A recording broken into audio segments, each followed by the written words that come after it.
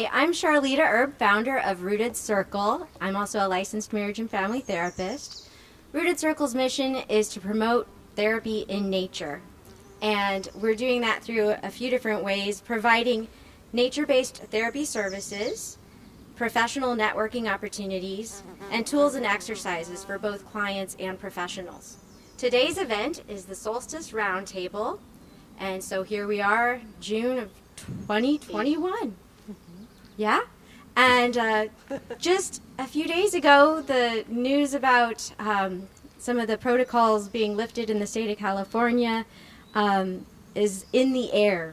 Also in the air is a fire that happened a few miles from here just Monday. So that reminds us of the strength and fragility of the environment we're in. So we're going to be talking with various healing professionals, psychotherapists, a yoga therapist, and we're going to hear how they work in nature to deepen their impact with their clients. So for now, we're going to open up with Elena Rios, guiding us through a bit of ceremony and land acknowledgement.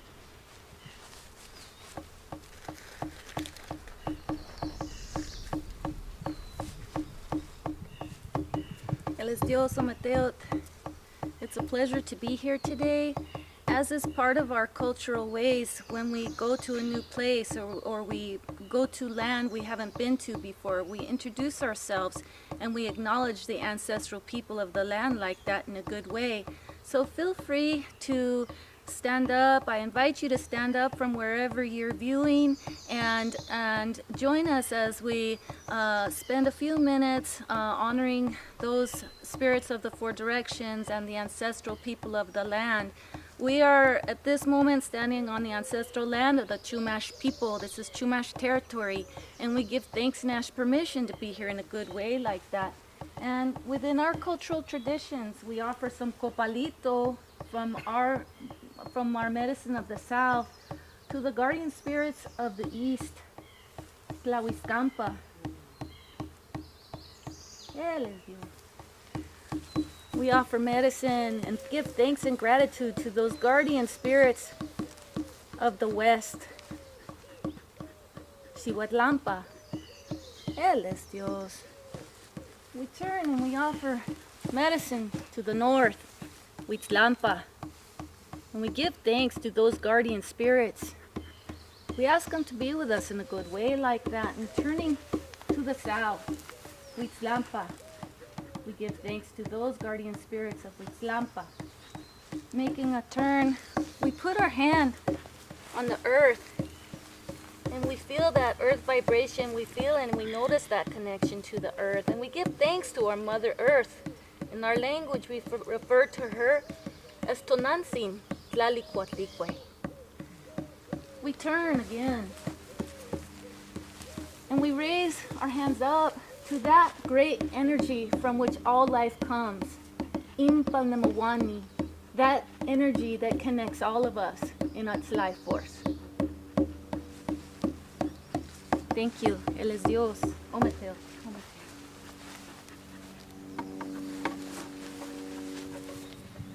Thank you so much, Elena. So now we're going to introduce all of our guests, our featured guests. So we're just going to go around the circle, passing the mic, and we'll hear your full name, what are your professional roles, and then in a nutshell, what calls you to take your work into nature. And then we all have some symbol of what has inspired us in nature or part of our story of being transformed in nature somehow. We can just offer a brief word about that and place it in the center here.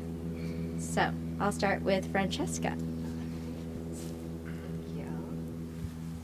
My name is Francesca Michelle Gold, and I'm a certified clinical yoga therapist. And what inspires me to bring my work into nature, right? That's the question. What inspires me to bring my work into nature is that we are made up of the elements, and in my presentation later I'm going to be doing a meditation on that. And what was the other question? That's everything except the symbol. Oh, the I know you symbol got- is I brought some Yeah. tomatoes, some cherry tomatoes from my garden. I just picked a few hours ago. And some incense, which represents time. And in Sanskrit, time is Kala, Kala. So we can watch this incense burn here along with the other things that are in the center. All right. Hi, thank you for being here with us today. My name is Elena Rios. I live here in Ojai, California. And I'm a certified nature and forest therapy guide. And I also work for the Chumash Fire Department. And one of the things that I brought here today is already here, which is the poposhkomit carrying our sacred fire in the center. The reason I bring it up is because you might be wondering what is in that, what is burning, what is that smoke? That smoke is called copal or copali, and it's a tree resin. It comes from a pine tree called Berberis bipinata. And so it's another element of nature that anchors us and focuses us and connects us in a good way like that.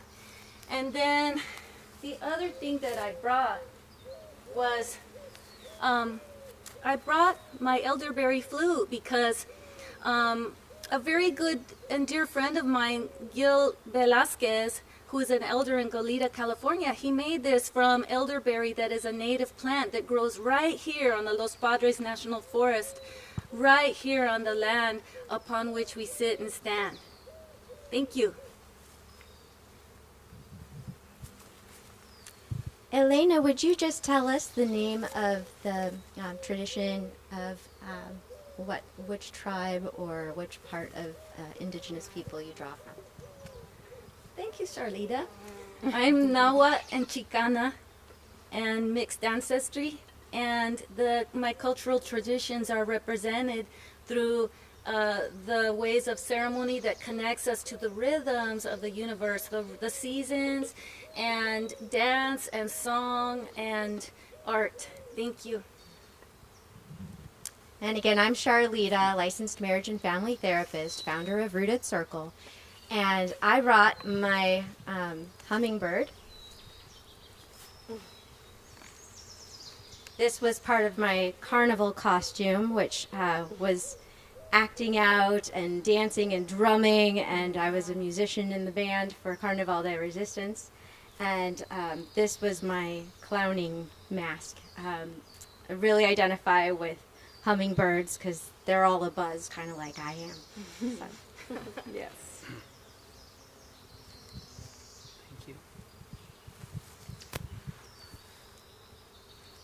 I'm Quentin Dunn, licensed marriage and family therapist and professional clinical counselor.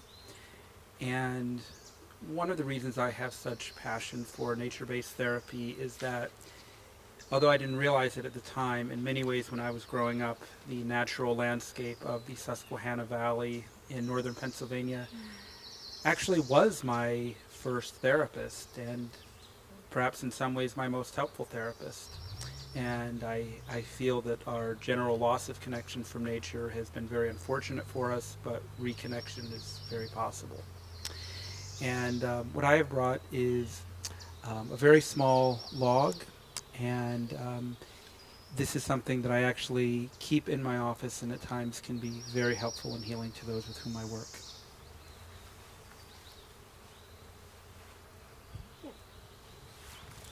Hi, greetings everyone, wholeness and wellness to you. My name is Elena Esparza, and I am the 8th child of my father, Amado Esparza, and my mother, Ofelia Esparza. And I come from indigenous roots and from the Perupechua people in central Mexico and the Yaquiseris people in northern Mexico. And I was born and raised in East Los Angeles, and my first experience and immersion into nature was through my grandmother. So in her garden, my grandmother, when she came to Los Angeles, brought with her her piece of Mexico, and with it she brought her traditions and her foods and her plants. and her plants were the connection to the land and the people and the foods of her culture. So for me to be in her garden was a magical place. And I'm number 8 of 9 children, so the one thing my mother wanted us to do was to be outside. You know, you got to be outside. That was the only piece that would bring peace to her, and so outside was our special haven. She planted magueys and nopales all around the perimeter, and they grew like giants, and we spent our time underneath them, playing in and out of the maguey and the nopales, and that became my secret haven. So the green world is what introduced me to what true connection and health and healing were, and through that I, of course, now have my own secret garden in the place that I work. I work from home. Oh, I forgot to say, I'm a chiropractor, and I'm a medical herbalist, and I'm a flower practitioner. So a lot of the medicine I use is always plant medicine, and so my garden is an extension of my my treating room. So it interacting and being in the garden is a part of the medicine that I offer. Thank you. Thank you for sharing. Last but not least, my name's Sage Kendrick. I'm a licensed marriage family therapist. I grew up, born and raised here in Carpinteria, California. My connection to nature began, I guess, from birth. I grew up in an avocado orchard, and I've been running around and playing in the woods my entire life, even when it used to rain. We'd make dams in the creek and have moss wars and things like that. So I think I like to bring an element of play and unpredictability of nature that I've grown up with and found some stability in. Kind of like one of my first friends, you know? And so today I brought my first sword, which seems kind of maybe aggressive, but I was always like the defender of the woods, you know what I mean? So this was kind of my first extension of myself, made of wood, crafted by my dad. And so, yeah. Elena, would you like to share what you brought? Oh yeah, oh my gosh, thank you. I forgot to mention what I brought. So I brought with me this beautiful stone that I found in the desert, and I loved it because it was in the shape of Guadalupe, or Tonantzin, Mother Earth. And ever since I've had her, I mean, I've had her for years, since I was young. She goes with me everywhere when I do ceremony. She's in my office when I'm treating people. She reminds me of my connection to the earth. And later when I share, I'll share what I learned from her. So this is what I bring. Sage, would you also introduce Pri? Oh my gosh, I felt bad. Well, Yes, I also brought, or rather, who brought me? Yeah. This is my emotional support animal / better half / partner in crime, Pri, spelled P-R-E-E. She's my therapy dog. So she's how I bring nature with me everywhere. Nice. I bring her into sessions, and she does all the hard work, you know. When clients are crying and stuff, she goes and like licks the snot off their face. All that stuff. She's everything. She's my rock. Yeah. Thank you for talking about her. I know. She knows. Her ego's expanding as we speak. Oh my gosh, she just smiled. I saw it. Right? It's pure. I saw her smile. So now I'll say a word about this beautiful setting where we are. We're here at Taft Gardens and Nature Preserve. They have 264 acres of open space, and then 15 acres of that is a cultivated garden that was established by John Taft. So they have lots of programs that are starting up now as we reopen California, and one of those kinds of events is Elena's Walks are often going to be hosted here. There's more to check out in the coming days as well around the solstice. And they're a wonderful cause to donate to. You can donate to sponsor people on Elena's Walks. You can also learn more about their conservation efforts. Check it out, taftgardens.com. And then thank you so much to our videographers. They're from Red Sky Productions of Oxnard, California. And so we've got Julio Acala, Aurelio Ocampo, and Manny. I did not catch your last name, but can you guys say hi? Vasquez. Okay, Manny Vasquez, and we've got them here with us, part of the circle.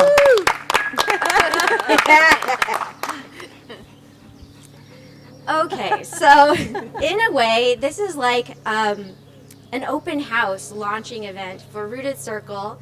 I've dreamed of that name for probably a decade, and it's to promote therapy in nature. So I'm going to share a little bit about how I practice, and everyone's going to share some sort of practical exercise. So I will share about what I actually have on me when I'm out in nature with clients. But first, some of my favorite benefits of doing therapy in nature. One is integrating our hemispheres of our brains, the left, right as we walk, and the feet on the ground, and our thoughts as we walk and talk, as we listen, and as we take in nature around us. I mean, if there's a red-tailed hawk in the sky, I'm going to point it out and just acknowledge that it's there because they're such awesome creatures. So not only integrating the hemispheres of the brain, the left-right stimulation, the top and bottom, being in our bodies, but being in nature, feeling our feet on the ground. It invokes a sort of meditation that takes very little facilitating just by the nature of where we are. So clients of mine that might be cynical or resistant to mindfulness practices, it's just so automatic. Also, as we walk and talk, some of my clients are struggling with anger or loneliness, and they're airing it, and we're observing it together, and they're moving through emotions physically, which is a really great way to process those emotions. I find that if we're stuck in a room only as the only way of practicing, that it can feel stagnant, and it's not always clear what to do with some of those deep moments of emotional impact. And I feel like nature enables a stronger holding space for that. I also have some clients that walk and talk with me by phone. So I'm out on the trail and they're on the trail, and even then they report to me that that was so helpful in them processing. And I'm finding, especially during the isolation of the pandemic, that it's allowed me to be more present to my clients. Because, like I said, I can be a bit abuzz like the hummingbird. So for me to actually feel my feet on the ground with every step helps with restlessness, presence, and helps me think on my feet, literally.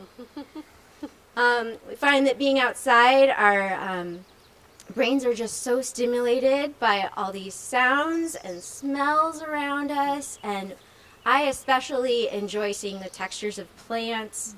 Ever since I was a little girl, reading seed catalogs, that's been a passion, and it always settles me somehow.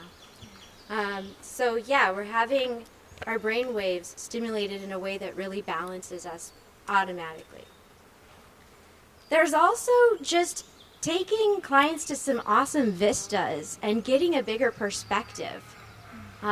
So when you've got some anger management issues, it could be a little humbling to see these old rocks all around us and maybe feel small for a moment and then sense our belonging and going back into the world. One client I took to Ventura Botanical Gardens right here, which gives you this awesome view over the ocean, the Pacific. You can see the Channel Islands up there, and then these beautiful gardens. And he said to me, this client said to me that he was so thankful that he could do this with his therapist. Who gets to do that? Thank you for bringing your clients out here. So that just put wind in my sails. One other thing we could learn more about is the plants put off all of these phytochemicals. I really want to learn more about those. But the trees and the plants are communicating. There's scents all around us. Right now we've been hearing the bees in some trumpet flowers. But it's as though the whole atmosphere is automatic aromatherapy. Again, meditation, aromatherapy, mind-body integration, like automatically. And then another thing I try to promote is encouraging people to get out and walk with their partners as couples, moms and dads with their kids that are in high school and maybe cynical. It's like when you're out walking, there's lots to notice. There's not pressure, like facing off to be talking about the things. And so it just creates a space that's more casual to have conversations and just let them happen rather than trying to force somebody to talk when they don't want to talk. And for couples, it also faces them forward together rather than at each other. So as they're facing forward together, they can talk through parts of their lives, problems, whatever, but they're falling in step with each other. And I think that that's working at a less conscious level, again, automatically. So nature helps us facilitate therapy. For my practical demonstration or exercise, I wanted to show you what I bring with me onto the trail.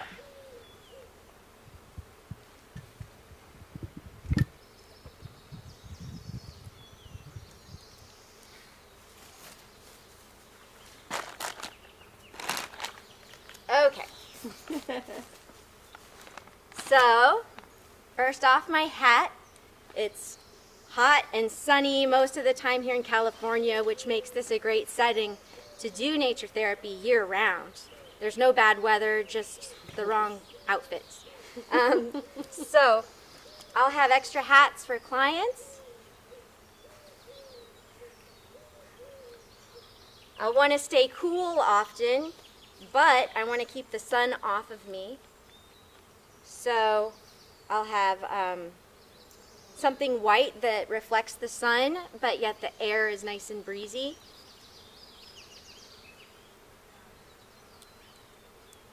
Had to have my sleeve turned inside out. All right. And then have some good walking shoes. So these are always in my car, ready to go. My Camelback. This baby's full of water. And so I also have, just in case someone needs to go to the restroom while we're out on the trail, have some pocket tissues. Also for tears. A really simple first aid kit. And that includes some Sudafed or Benadryl because we are in snake country out here. So being able to give first response just in case. Sunscreen. In case blood sugar levels go low or someone's getting exhausted, I have some sort of nutrition bar handy. Another good one to have on hand is almonds. Good stuff. It's dense food and really lightweight. I also make little sprays that are good for aches and pains.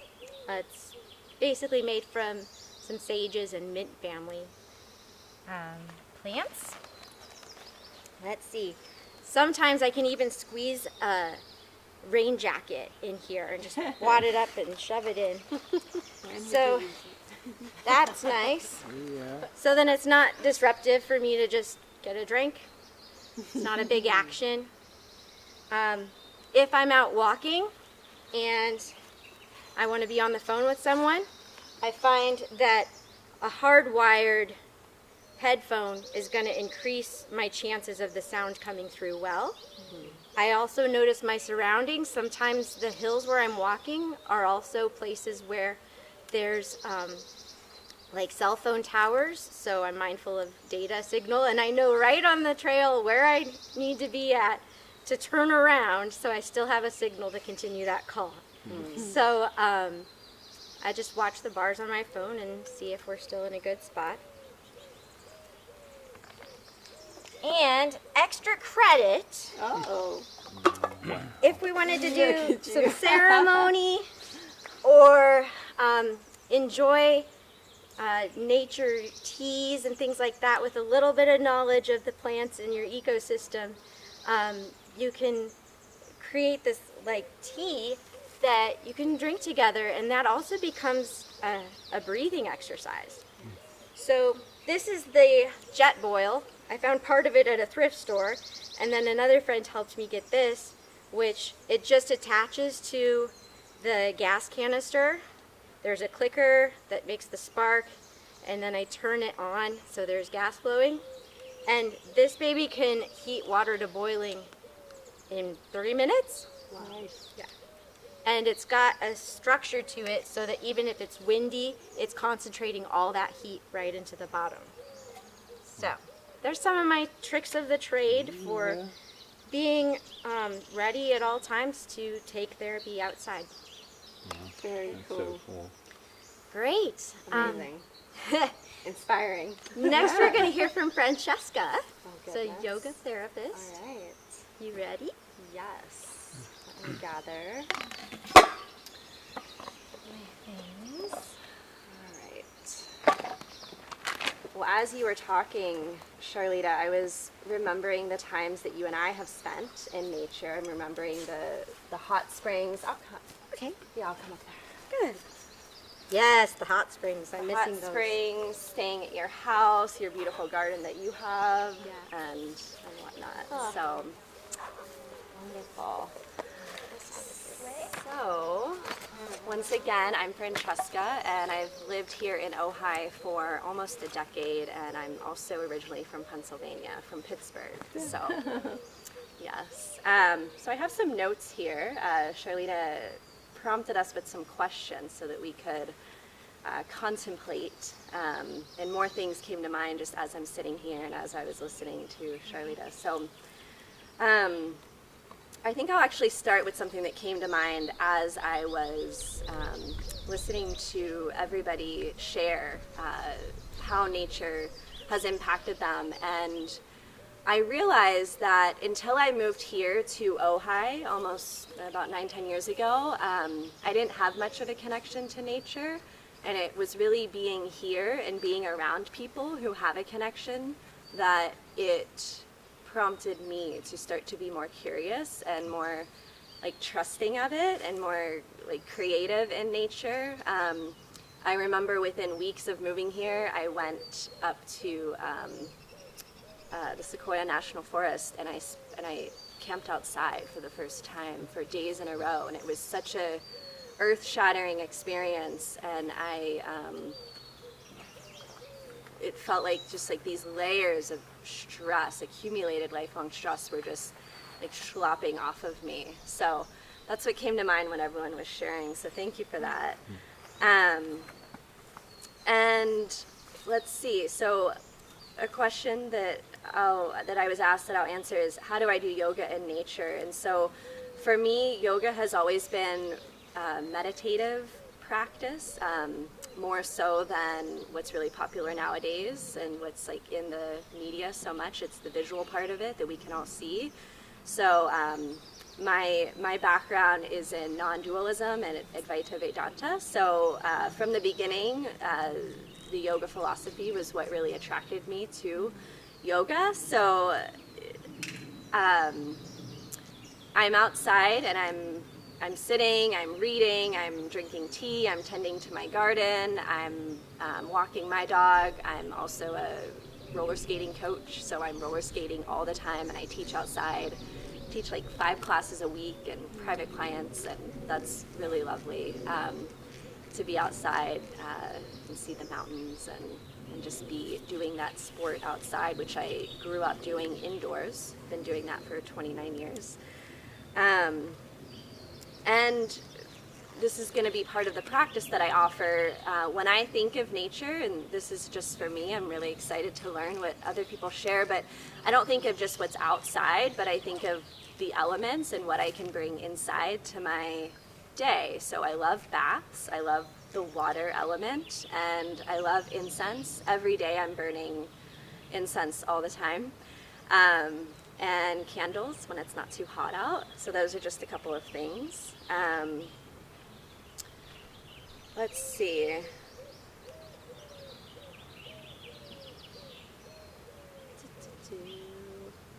Okay, so a little bit about how I actually, as a clinician and practitioner, go out with people in nature. So I frequently, weekly, do sessions outside with people.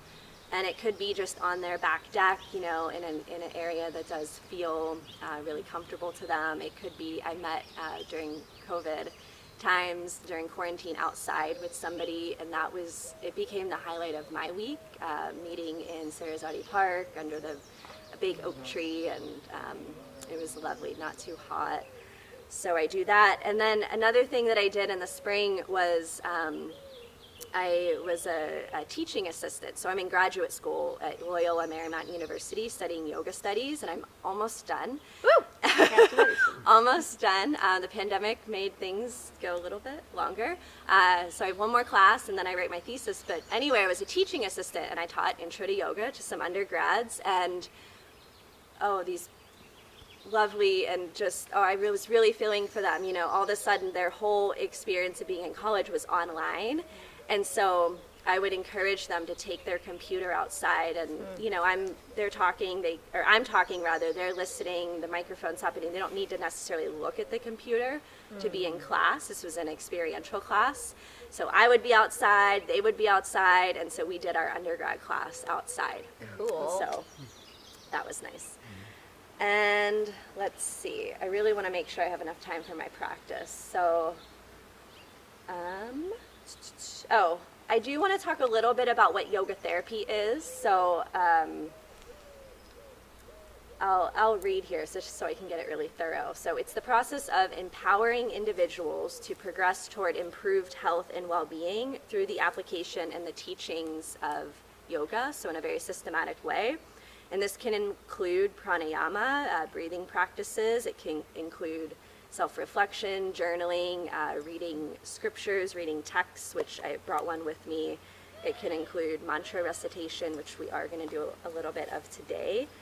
Spiritual connection, which I hope someone will get into that a little bit more in terms of nature. And then interoception, so sensing inwardly what's going on in your body. Charlene alluded to that a little bit in her talk. And then proprioception, something that certainly happens when I teach my roller skating outdoors. It's feeling where your body is in space. So something I'm a big fan of. We can also work on things like interpersonal relationships, building trust in relationships, really practical things like improving vagal tone. What does that do? What does what do? Vagal tone. Just gotta know. It's so cool. It's a lot to go into, so Okay. I'm gonna, and I want to make sure I get to this. Okay. So yeah, maybe I'll incorporate it in here. I know So, about it, and it's Yeah. such cool theory, and so yeah. Yeah, it's actually a big topic. Yeah. I agree. Yes.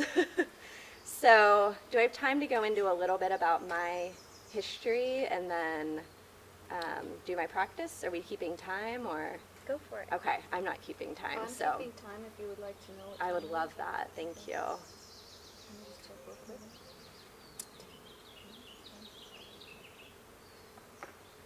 It's been 7 minutes. Okay, perfect. That's good. I have plenty of time. Thank you so much.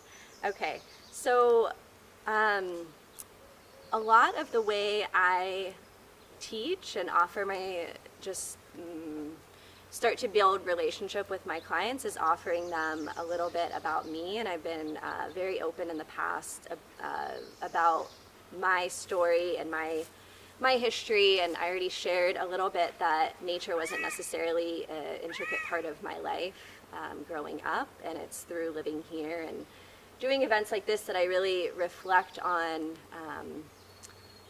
my relationship with nature. So something that is, I think, a really important part of my story, and something that I like to share, is just my path to how and why I came to be a yoga therapist. It's not something that is super common.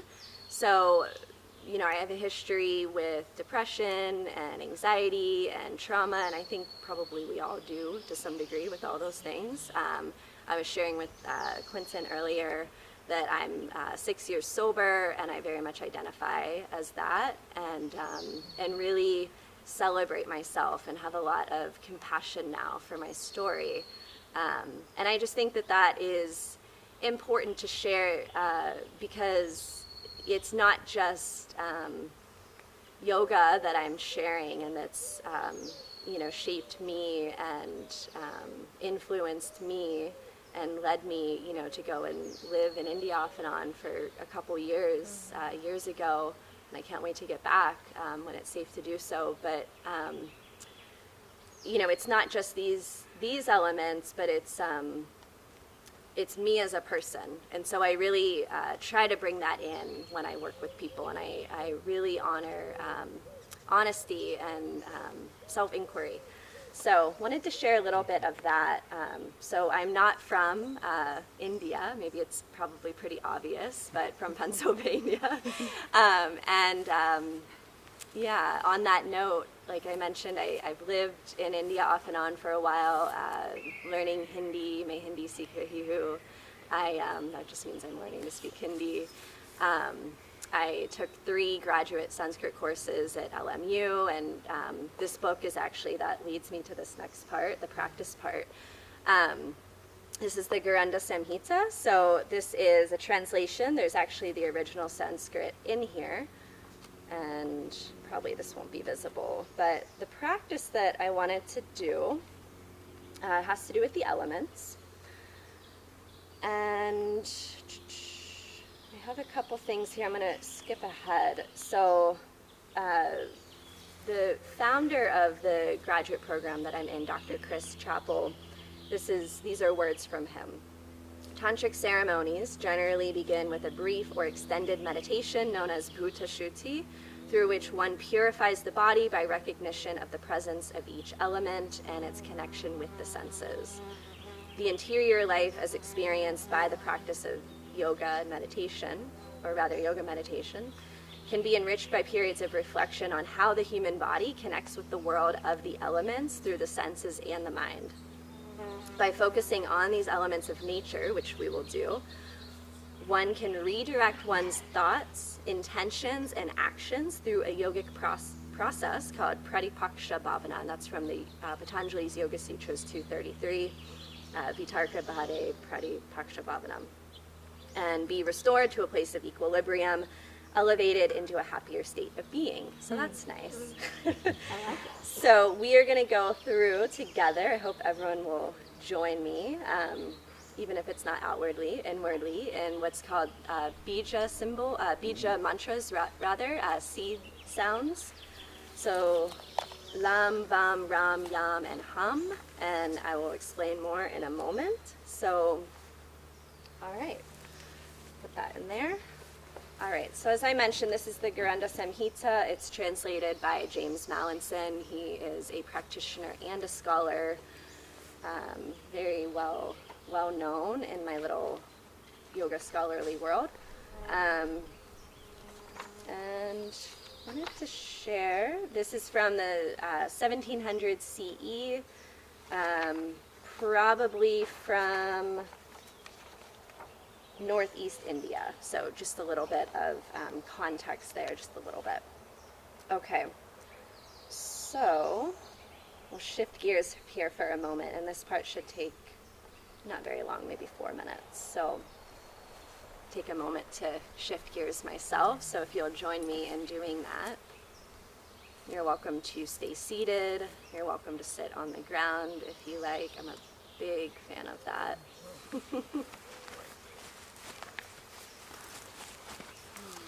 Maybe take a couple of deep breaths. Maybe even place your hand on your belly.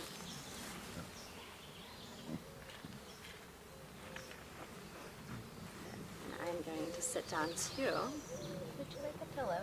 Yes.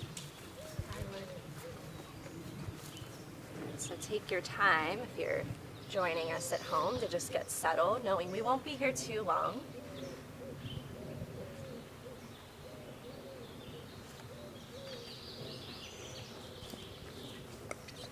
I'm good without one, actually. Good.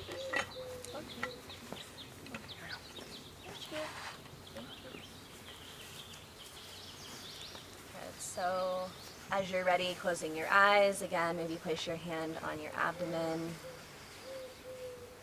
Notice if your shoulders have moved up toward your ears throughout the day. Let them drop down away from your ears. Shoulder blades move down your back.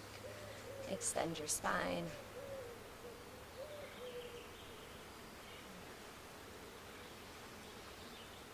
And so everything that I've, other than my own experience, everything else that I've said today was taught to me by teachers. And I see nature as one of those teachers.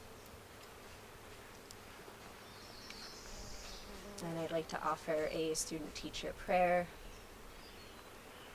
Om Sahana Bhavatu Sahana Bhunaktu Saha Viryam Karavavahai Tejasvinavaditamastu Ma Vidvashavahai.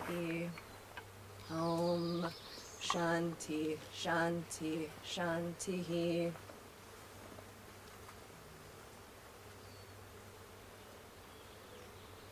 So this part of my practice is actually very private and not something that I often do or share for many reasons, but I decided to do it today.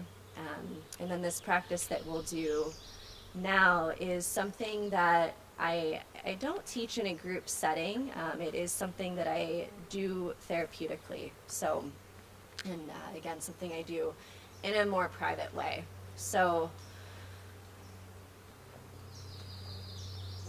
the 5 dharanas, by practicing the dharanas, everything on earth is possible. So this is a transliteration of the Sanskrit. So the yogi can come and go from the heavenly realms in his or her mortal body. He or she can move as fast as the mind has the power of traveling through space, Akash. There is no other way of achieving this. Okay, so now we'll begin. So the earth element shines like a piece of yellow or gold, I've heard it, orpiment, and contains the syllable la. I've also heard it as lam, which we'll do today. Oh, that light really shone into my eyes. It is accompanied by Brahma. It's square, and it's situated at the heart. So place one of your hands over your heart. And then now we'll fix the breath and the mind here for 2 hours. Just kidding. This is the earthly dharana, and it always brings about steadiness and conquers the earth. So conquers is a really strong word there, right? So I propose that for each of these, there's 5 of them, we say the mantra, the bija mantra, 10 times. And so I'll begin, and you can join in as you wish at your own pace and pitch and volume. And for this, remember, it's yellow or gold, square, and you fix your focus here. So it's lam. Lam, lam, lam, lam, lam, lam, lam, lam, lam, lam.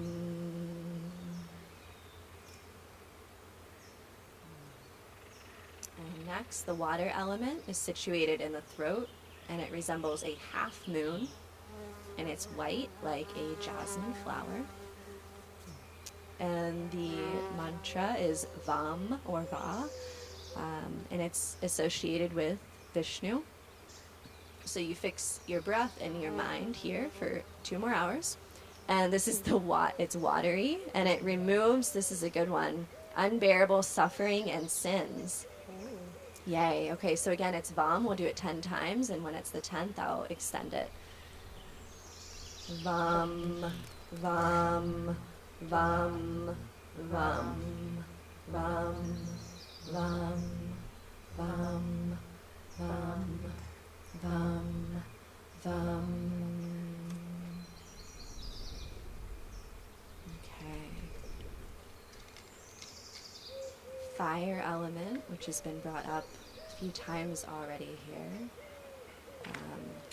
Other than earth, it's probably those two are my favorite, earth and fire. So it says it's at the palate, so I won't do it so that you can't not hear me, but when you're ready, you can put your hand over your lips. So it resembles an Indragopa insect, and it's a bright red insect. Apparently, I haven't seen it, but it consists of a triangle, and then the symbol is Ram. It's blazing red and associated with Rudra, which is the insect that I just mentioned. So fix the breath and the mind for another 2 hours, and this fiery dharana removes the deep fear of death. So fire, death, right? Okay, so we have it over the mouth when you're ready, and it's Ram, okay? Ram, Ram, Ram, Ram, Ram, Ram, Ram, Ram, Ram, Ram.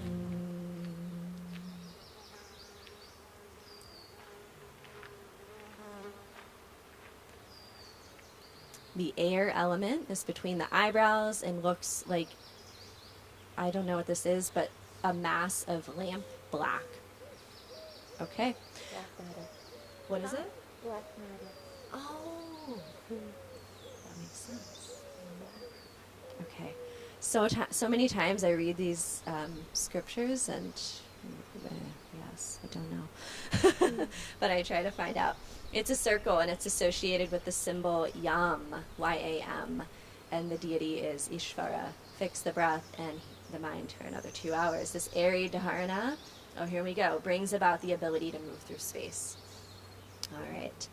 So, Yam, Yam, Yam, Yam, Yam, Yam, Yam, Yam, Yam, Yum. Wonderful. See, I learned something. And the very last one,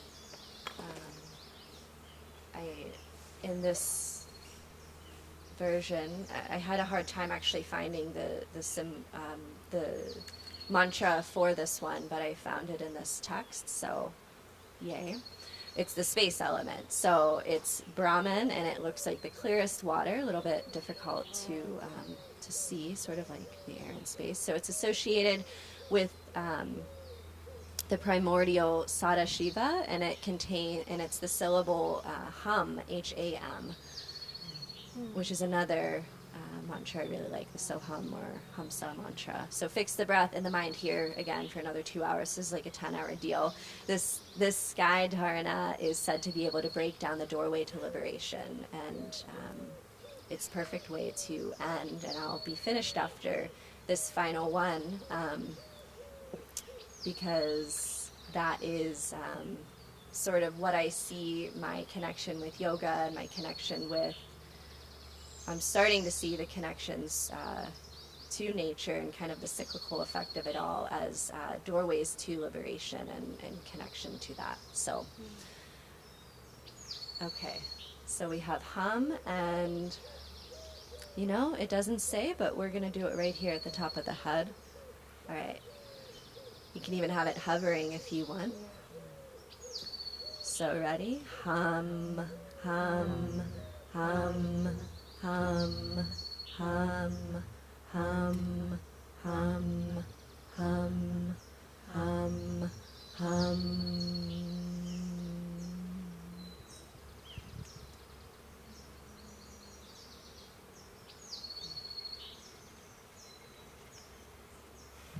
Thank you. So, Elena, would you be ready next? Does anyone need a break yet? Okay. Should we take a break now? We'll have a little intermission.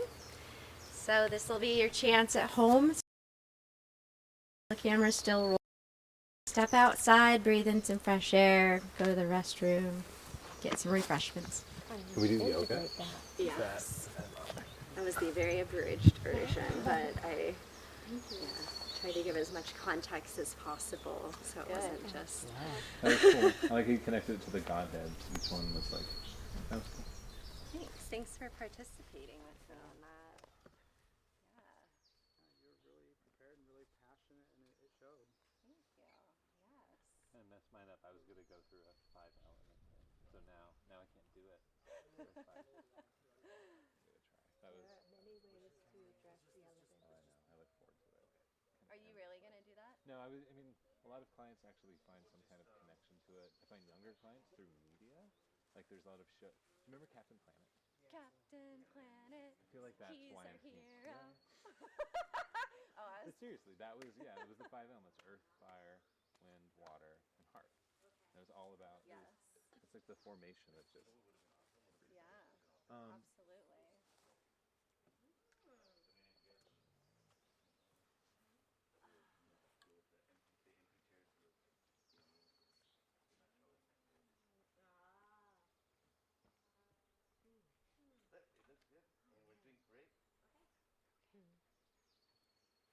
Hey, you're leaning on me, Missy. You're leaning on me. We can take a break. Right.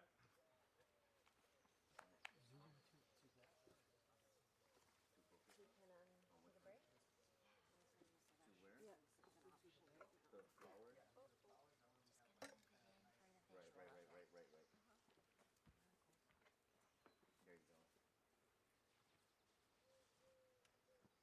Elena, are you going to be lighting any more copal? I'm just gonna leave it burning. Yeah. But I'm not planning to add any more smoke. Okay. Or any more copal, no. Does that answer your question? Yeah. You can add more copal? I'm gonna add more like towards the end. But I don't know. Did you want me to? The smokeless goes with the whole. Well, just tell me. Yeah, it goes with the. Yeah. Just say it, eh? Well, just gotta make sure. You can like I'm what? gonna, Like I'm gonna you're slowly new say, or what? slowly suggest. Slowly. I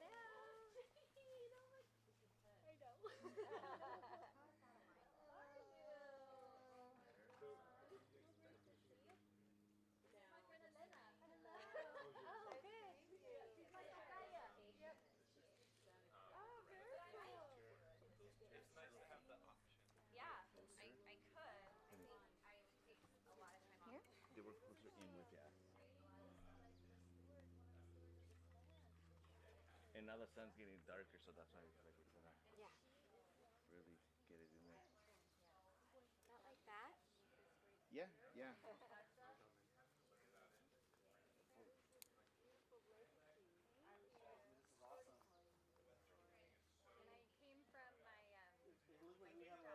my mom and I ran the food in Botswana. That's where I stayed there. Yeah. Hey. Hello, Sardina. Hello. Thank you so much. I was going to say, sooner, right? Alexandra. All right. Good, because I flew in last night and just got right to work this morning. Wow. For you. Yeah, so I said, I'll come up for a second. I'm also going to that. Oh, it was wonderful to meet you. Yes. Hi, Jane. Hi, Francesca. How are you? Great to see you. Pleasure. I know. We're like, are we allowed to? Don't know. That's why I want to get. Get the signal from the phone. Yes. See if we could do. Good. So did I catch the end when you're taking a break? We're taking a break. The film's still rolling, but everyone at home is also encouraged to take a break. Okay. The sound's off. Oh, perfect timing then. Okay.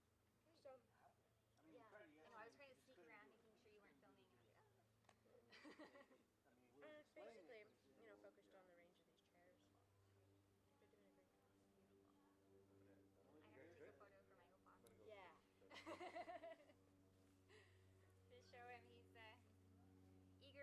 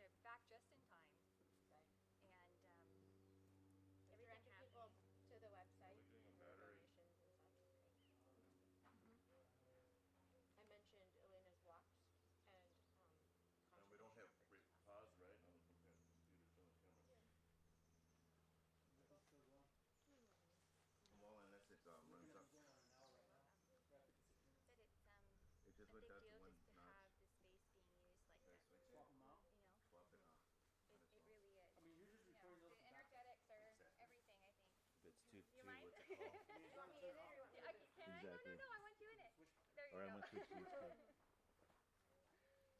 you guys met. Well, switch one out, and then I'll switch to the other one. Right now I have camera two. So I got him settled in Camera two is Montana. back. So he's there for the rest of the summer. Oh, yeah. Have you been there before? Every year. For 40 years, I guess. Is that for the beach or? Yeah, and back in the same time he got all this land, he was just Hey, Shar, is there a land. bathroom? He just set it up there. Is there a bathroom? Oh, yeah, you know. You're right. Are you going that way? I am. Yeah, yeah. I got my dog in the car. So yeah. I'm gonna switch this battery. So That's good. the one you Yeah, I want can to show you where the bathroom This is. one first, Yeah, and then yeah. we'll switch Can you the zoom in on camera one? So camera one. I'll see Elena too on This my one? way out. But I'll leave you guys to it. Okay. And just holler if anything comes up. Holla, You holla. just ring. There you go. And Turning Camera off. good to move. Pause. great to see you. Can't wait to see the final product. So well on your tour. How's the final edit? Cool. And this is live? Cameras are rolling right now. Actually live? It's very. No one's watching right No now. one's watching right now. Okay, Bingo. Thank Let's you. put 'em. They're from 8 to 4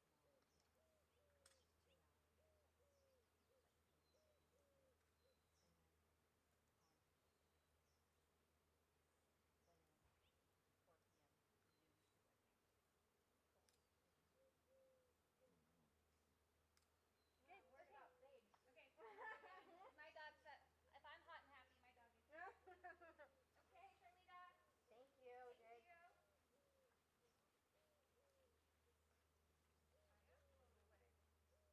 Thank Jake. you.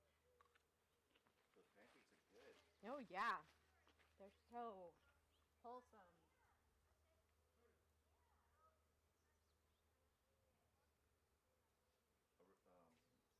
It's saying that it's outputting it, but I don't see anything over here. I see it. You see it? So which do I need? Maybe your displays. There it is. Okay. Go back to the center. Alright, you need to change any other ones? Yes. So that one's Alright, focused. camera two. Camera two is live. Shit. Which is the good one? Shit.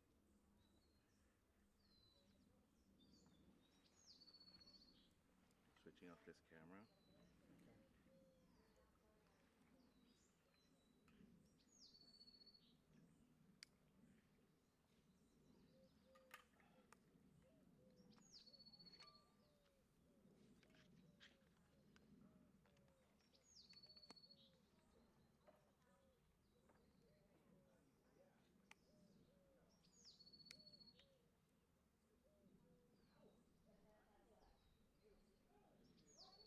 Okay.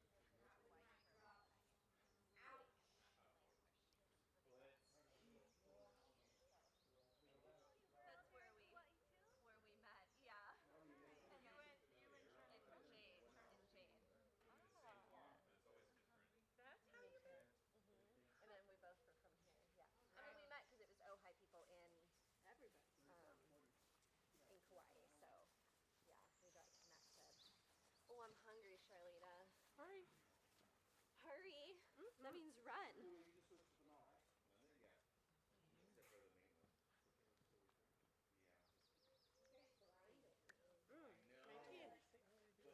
I know, and then because you're reading, and then I was back in That really but we're watching the sun move, and we're like, oh, we want her to go. Can you provide your services there at your interviews? I you know might benefit. I don't know if that's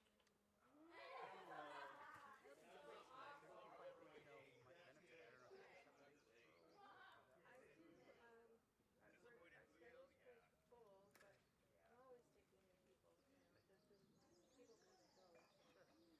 about practice. Thank you. I'm intrigued to hear what you're going to be talking about. I love, love, love how everything is medicine. Yeah. I'm going to get some food.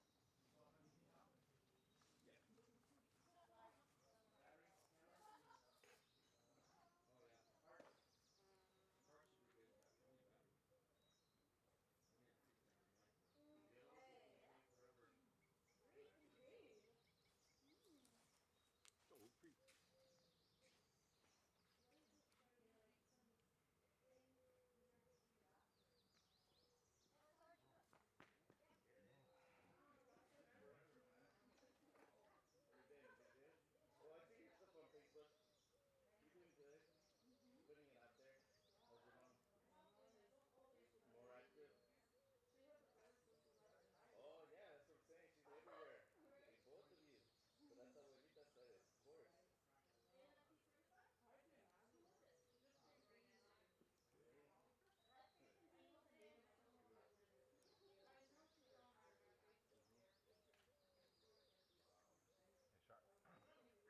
Yeah, you made it.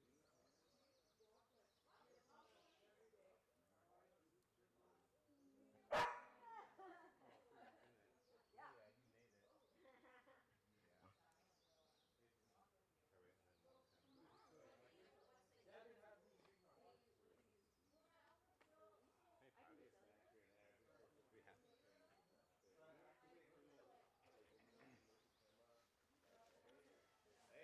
So yeah, do you mind interviewing me instead? I'll be. I queued up the Alright. questions. I got hit up by Nathan, Oh, yes. and I was like, please don't hit drama. And then he was like, oh, do you want to? He's like, there's a supervisor position, part time, and whatever. And then I thought about it, and I was like, I don't want to ever be employed. It said like responds to, and I got this trigger. I was like, I don't want to respond to help them. But I offered volunteer basis because I realized they don't. So I would do it for free and feel like a little bit less. You know what I mean? You'd be free. Yeah.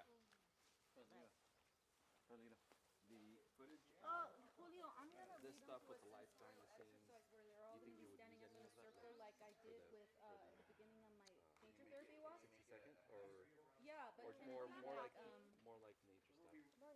does it need to be inside the chairs or outside? Can it be outside? Okay. Well, actually, that's what I'm saying. We can move the chairs. I mean, Well, I'll have them move the chair back and stand up in front. Yeah. Okay. What are you talking about? We're talking logistics, eh? yeah, for Okay. sure. And then put them back después. Okay. Okay. I can do that, and if I forget, prompt me. Yeah, and then you What I said. What get I'm gonna worked up. do I don't like do an eating before exercise, that and I'm much. gonna ask you to That put I'm the getting chair more back. relaxed. Went first. Yeah. I mean, it's Get it out of the way. It's really lovely. Thank you. Let me just take my shoes off again, and then I'll. I didn't write in your birthday card, but maybe you can gift it to someone else. Did you then. realize there's ticks? But there's Oh, a did you nice get one there, on you? and I love you dearly. Loosen it a little bit. and then yeah. So we'll do a body check at the. Yeah, we're going to need to because I was sitting on the floor. Oh, Do you think someone can keep track of time for me? Anyone want some tanning? I can do it. Prompt me if I yes. got too long. I can, yeah. Thank you. I'm gonna put some spray on. Yeah. Or if it's getting, just do like lift your finger if it seems like. Do you guys need any then bug spray, like videographers? then you know what I mean? Can't guarantee I'll look at you because I might be a little nervous, but I'll try. Well, thank I'll you try. for helping me with that. Yeah. No worries, man. Hey, pre. No worries. No worries, eh? A. The next thing would be a reminder to maybe move this to the side if you're not using it. All right, I think I'm Yeah, gonna. 'cause Charlene, I want to. I was gonna say to move it when she was talking, but just make sure you do a tick check before you leave. Yeah. I have a comment on you. You did? Okay. What's that time over there? All right, let me show off my right hand camera. There are no ticks in the desert. Yeah. Let me grab that. Oh God. Oh, that's not good.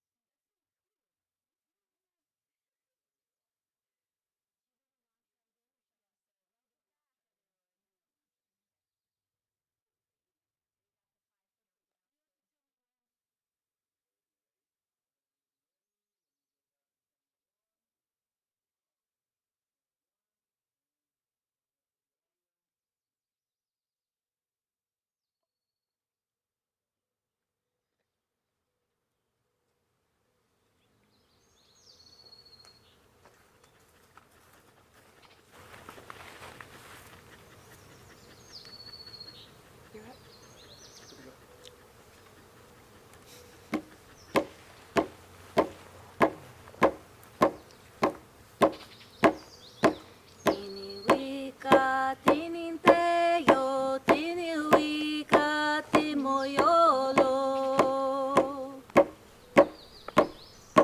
Ini wika, tinin te yo, tini wika, timo yolo. Tlazocama, tomete yo, tlazocama, tlazocama. Tlazocama, tomete yo, tlazocama, tlazocama, tlazocama, tlazocama.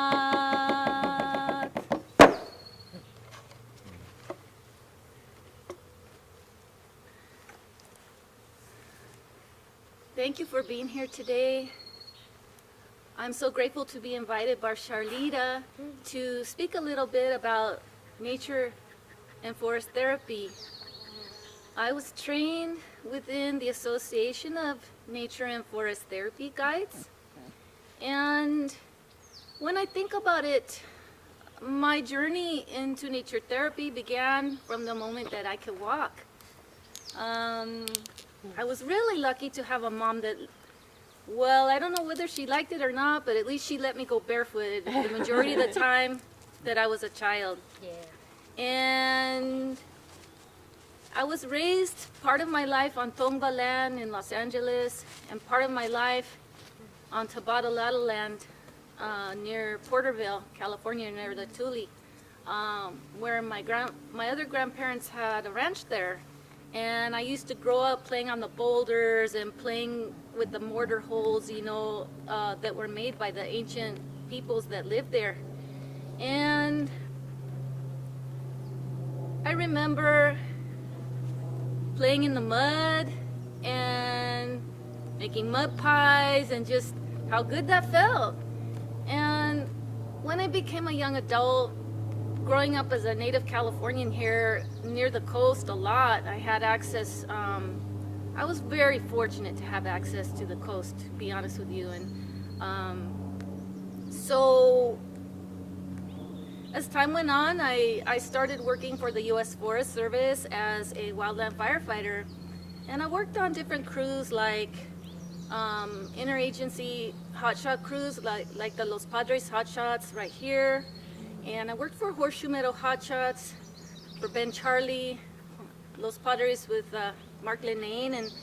And you know, there was a lot of lessons just in that with working amongst the elements of nature, because working on those kind of specialized 18-person crews where you're literally spiked out in nature for weeks at a time, potentially, you become very aware of your relationship to every element, whether it be the wind, the sun, the heat, the rain, the snow. And you develop a relationship out of necessity, for one thing, to your body and those elements. And from the time I was very young, I became a student of the danza azteca, or the cultura of my abuelos.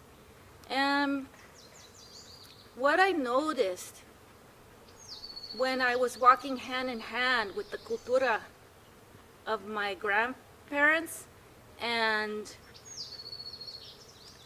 hand in hand with the work that I did in nature for my day job was that I began to notice a similarity with the rhythms of the seasons, and how within the ceremonies and the dances and the annual gatherings of the people, where we be received with the copal smoke like this in a good way, and just that everything was connected to that umbilical cord of the Mother Earth. Every paso, every step of every dance was connected to some natural element of nature. How the drum was connected to the heartbeat of the Mother Earth. And I noticed that my safety and my well-being was connected to what was going on in nature when I was out on a forest fire, whether it was an active fire or we were just literally camping in snow because it was the end of the season, you know, and we were in Idaho. So time went on, and I had an opportunity to study nature and forest therapy with the Association of Nature and Forest Therapy Guides. And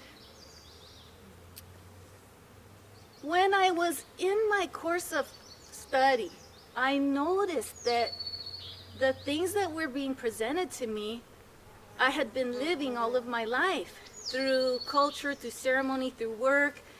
It's just that it was being presented or maybe in a different language, but I had already been living that in those ways with that relationship to nature and that connection. And I had already noticed certain things about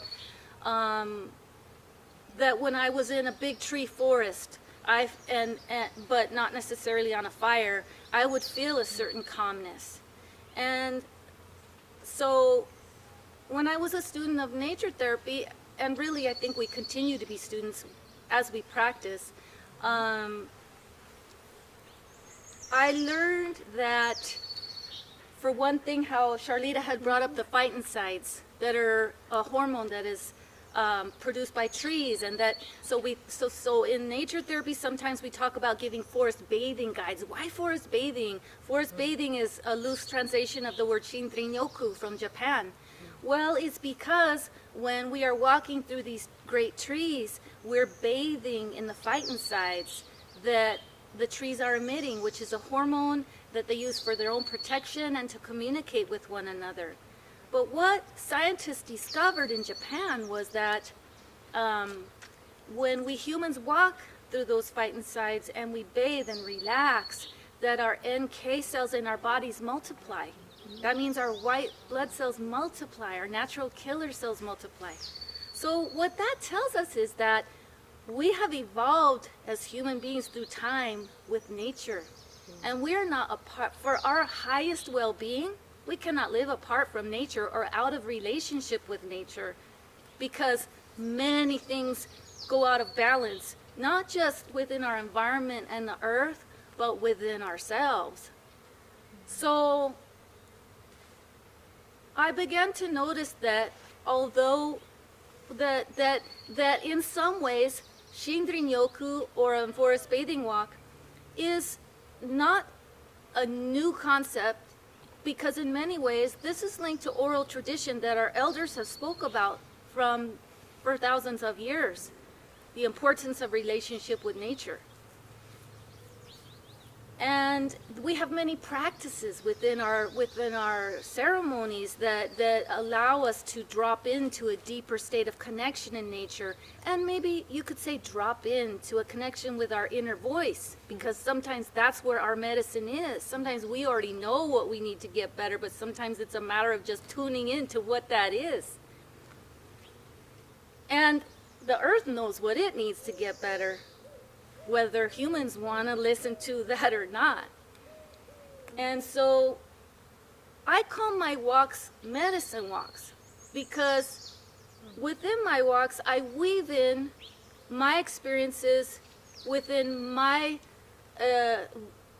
journey in my relationship to nature, with being holding a safe space for people out in the wild, as I did as a wildland firefighter, but also holding a safe space within that also allows me to express pieces of my culture that connect me to nature, but also is open enough for everyone else who is there to connect in their own way to nature. Because my way doesn't have to be your way, but my way can assist you in making your connection to nature so that you can drop in. Because what we try to do is we try to help people slow down and relax. You know, we talk about our parasympathetic nervous system, which is that rest, digest, and chill mode, you know, that allows our body to engage its own restorative processes. And so, you know, a lot of times in modern society, we're living the majority of our time in our sympathetic nervous system or some level of it. So we have some level of stress hormone just flowing through our body, whether we're aware of it or not.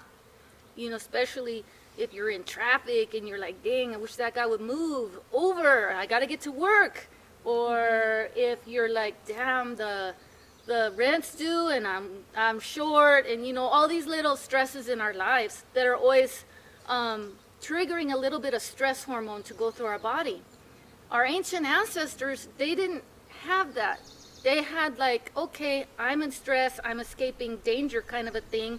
So they would have that surge of stress hormone to get them out of danger, and if they survived the danger, then they would be able to see their family unit or tribe unit, whatever, and drop into that parasympathetic nervous system and then allow their body to woosah, right? But a lot of modern humans don't ever have that opportunity. There's a lot of cultural stresses in our community sometimes. You know, there's many different, there can be family stresses, there many things, you know. So by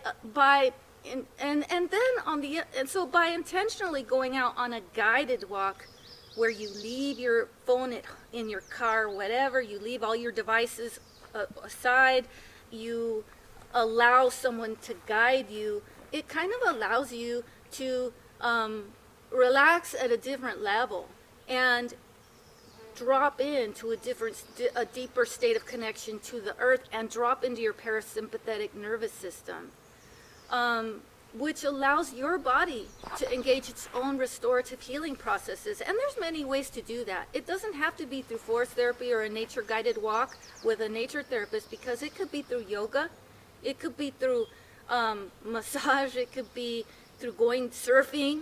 Like my son, you know, he tells me, man, Mom, surfing's my spirituality, surfing's where I, you know, get recentered. And I'm like, well, yeah, all those negative ions off the water, and, you know, that's his nature connection. So this is one integrative practice that you could explore to help you kind of maintain your balance and your well-being. The other thing that motivates me about nature guided or my medicine walks is that I think that we are living in times when more than ever it is important for us as human beings all over the world to connect with nature, because when we connect with nature, we notice our relationship to nature. Maybe through a nature walk with me, you might fall back in love with nature, or fall deeper in love with nature, or remember your ancestral connection to nature, and maybe you'll fall deeper in love with who you are in that great web of interbeing. That I think nature, no question, is the thing that links us all over the world to that thread of humanity all over the world, because no matter what language we speak or what country we're from, we all need to care and be in relationship with this Mother Earth. And so I'd like to invite you to experience a sensorial exercise that you would experience with me if you come on a medicine walk with me. So I want to invite you to push your chairs back and to stand in front of them.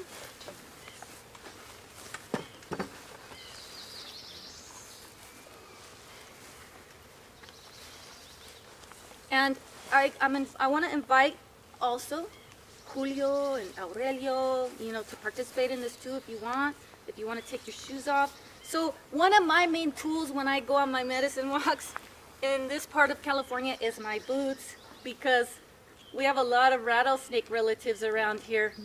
So this is one of my tools that I have because it's a necessity out of respect for them and for me. But here we are on this great lawn where we can be barefooted, which is like perfect. So if you're at home, if you're seated in a chair and you have to stay there, that's fine. If you're able to stand up, I want to invite you to stand up and just and experience a little taste of my walks. So first thing that you're going to do is I would like you to take a deep cleansing breath through your nose and let it out.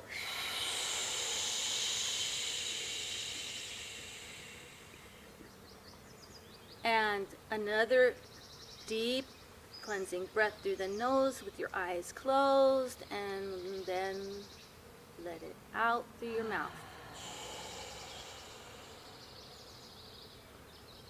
So keeping your eyes closed throughout this whole invitation, I would like you to spread your feet apart and just kind of rock back and forth and find that comfortable spot.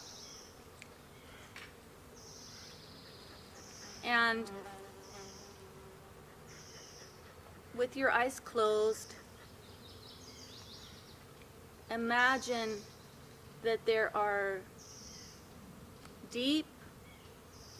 roots coming out of your feet, and these roots are going deep, deep down into the earth, going through the many layers.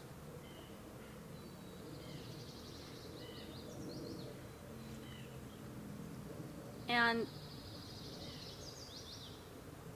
I'd like you to notice the farthest sound away from you.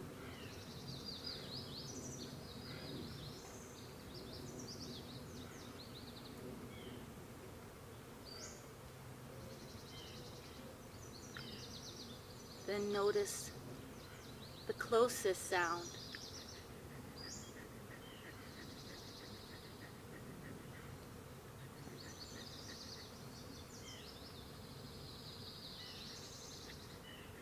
What is the softest sound near you?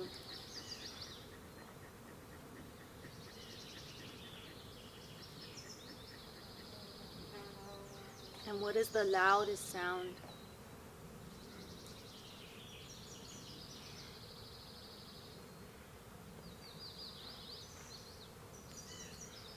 Notice that we're standing surrounded by air, and what the air feels like on your skin. Your skin that's exposed to the air, and how your skin feels with clothing on it. Notice the temperature. Maybe one side of your skin is cool, and maybe the other side is hot.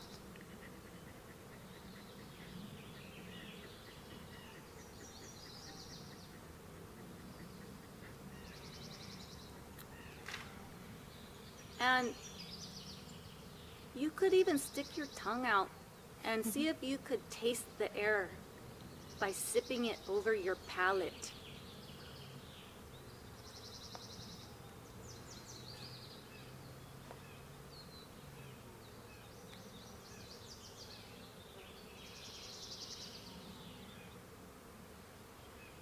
You could put your hands in front of you and cup them and imagine that you're holding the air.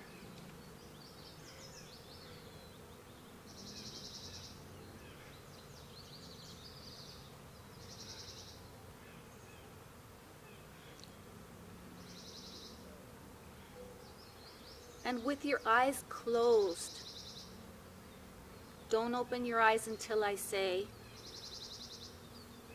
slowly, slowly turn in a circle until your body tells you to stop. So you, in other words, will stop in the direction that your body tells you to stop, but with your eyes closed.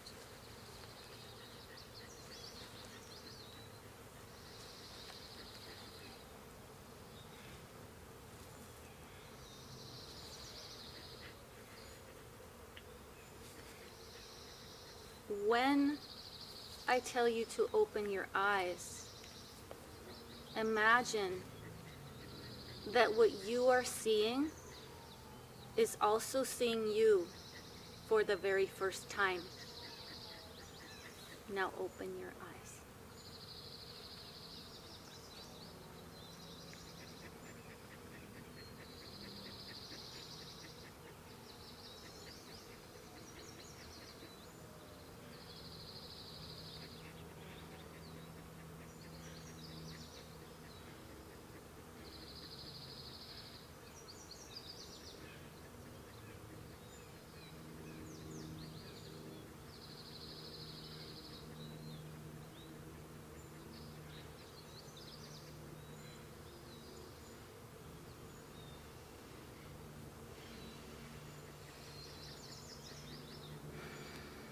turn toward the center now. And I want to invite you, starting on my left with Quentin. I would like to invite you to express what you noticed. And it can be through song, it could be through a poem, it could be through one word, it could be through a body movement, it could be in any language or form of expression. But you can share what you noticed at the end of this sensorial exercise, and we'll start with you.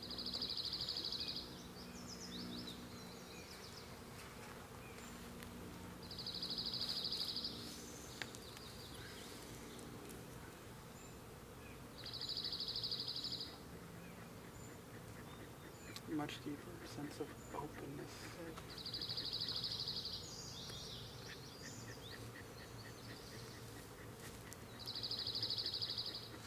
Fluidity.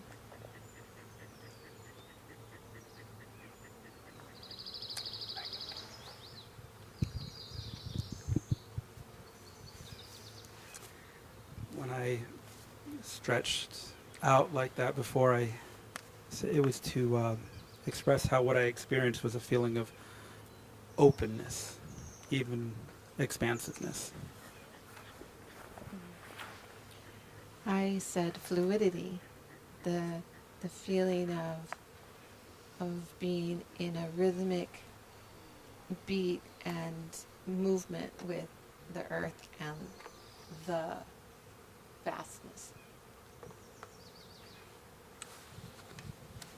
I felt present. I felt a strong sense of connection and direction to the west, and my puppers back there. It was kind of like a compass that I ended up landing on, and feeling some solace in that.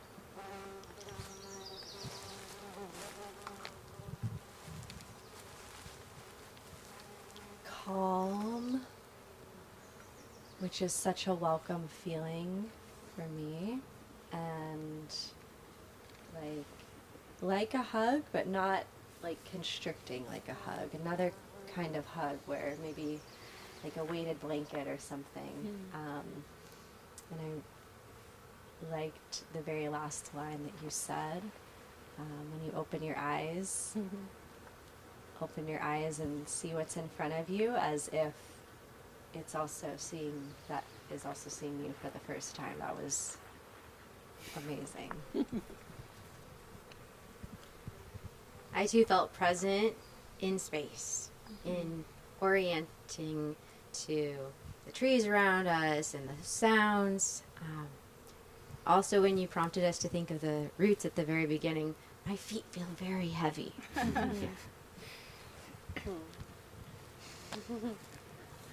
I am feeling a lot of gratitude, and thank you.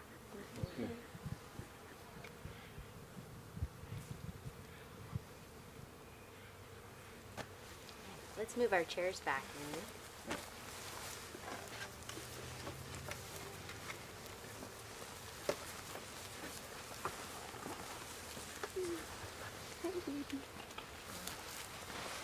Do you want to go next, Quentin? And did you want an interview, or were you going to speak? I'm fine speaking. Okay, great. What about, would you like me to keep time? Sure. Okay. Thank you. Hi, I'm Quentin, and just already I feel so enriched and enlivened by what you guys have been doing. I'm so curious to see about what you guys do. So as I mentioned earlier, I am a licensed marriage and family therapist who grew up in the hills of northern Pennsylvania, in an area called the Susquehanna Valley, so named for the beautiful Susquehanna River that flowed through it. And I certainly have had the experience as I grew up and I grew old of kind of losing touch with that sense, that visceral healing connection with nature. And but then very fortunately also had the experience of reconnecting with nature, and then re-experiencing how helpful and healing it could be. So that has informed my practice to psychotherapy in a few ways. First of all, I do know that nature-based therapy is not necessarily for everybody, and I never want to impose that agenda for those who are not interested, but for those who are, there are a number of things that how I almost have nature as the co-therapist. So one thing that I think a lot about in terms of where emotional distress may come from and its different forms is a sense of disconnection, or even perhaps some core goodness that we may carry in us that seems to have been forgotten or maybe abused over the years. So I sometimes think when I approach the people with whom I work in therapy that it's less about helping them learn something and more about helping them remember something, to be reminded of a deeper, more fulfilled state. And for many of us, you know, as we talked about, we experienced a deeper connection with nature when we were younger that, of course, as life goes on, we just get very busy and emails multiply and work and so forth, so it's very easy for that to get lost in the shuffle. So oftentimes when I'm doing my intake and I'm asking all these questions about them and the gathering information, I will occasionally ask, what, if any, is your connection with nature? Or maybe roughly how much time per day or per week do you spend outside? And I don't really zero in on that, but I find that that is often a very helpful gauge of where a person might be at. Also, sometimes I will, in those early conversations or about getting to know you, I might engage them in conversation about, was there any place that you felt deeply connected to when you were growing up? And if so, why? And not everybody has it, and that's fine. Then I'll say, well, is there maybe even some place you have now that you feel you connect with? And I think about how that could be woven into the process. And I like how the term relationship has been used a number of times here, because I also think very much about that, about the reciprocal relationship, not just necessarily what nature has to offer us, but what we have to offer nature, and the mental health benefits that we can experience by feeling that we do have something to offer. Now, I'll get back to that in a moment.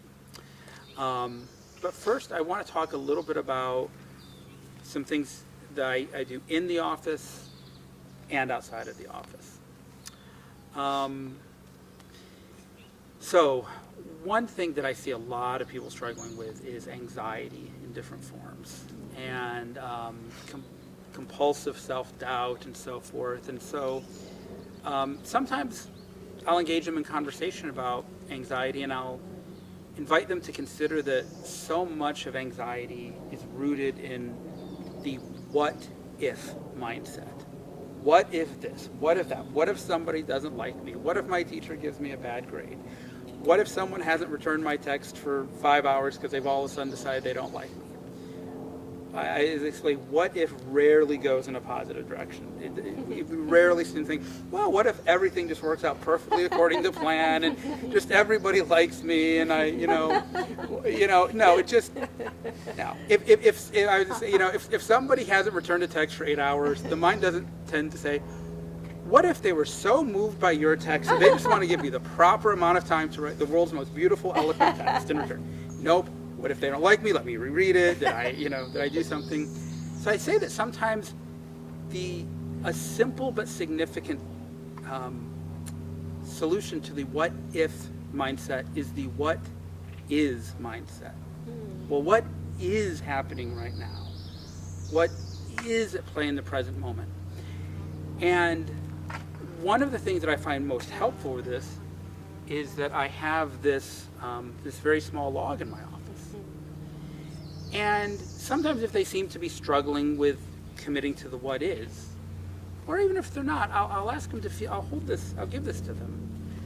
And I'll say, just feel the texture of it. Just really really look at it, take note of the details. Say, let's just do this for about a minute. You can say anything if you want to, or you can just be silent if you'd like.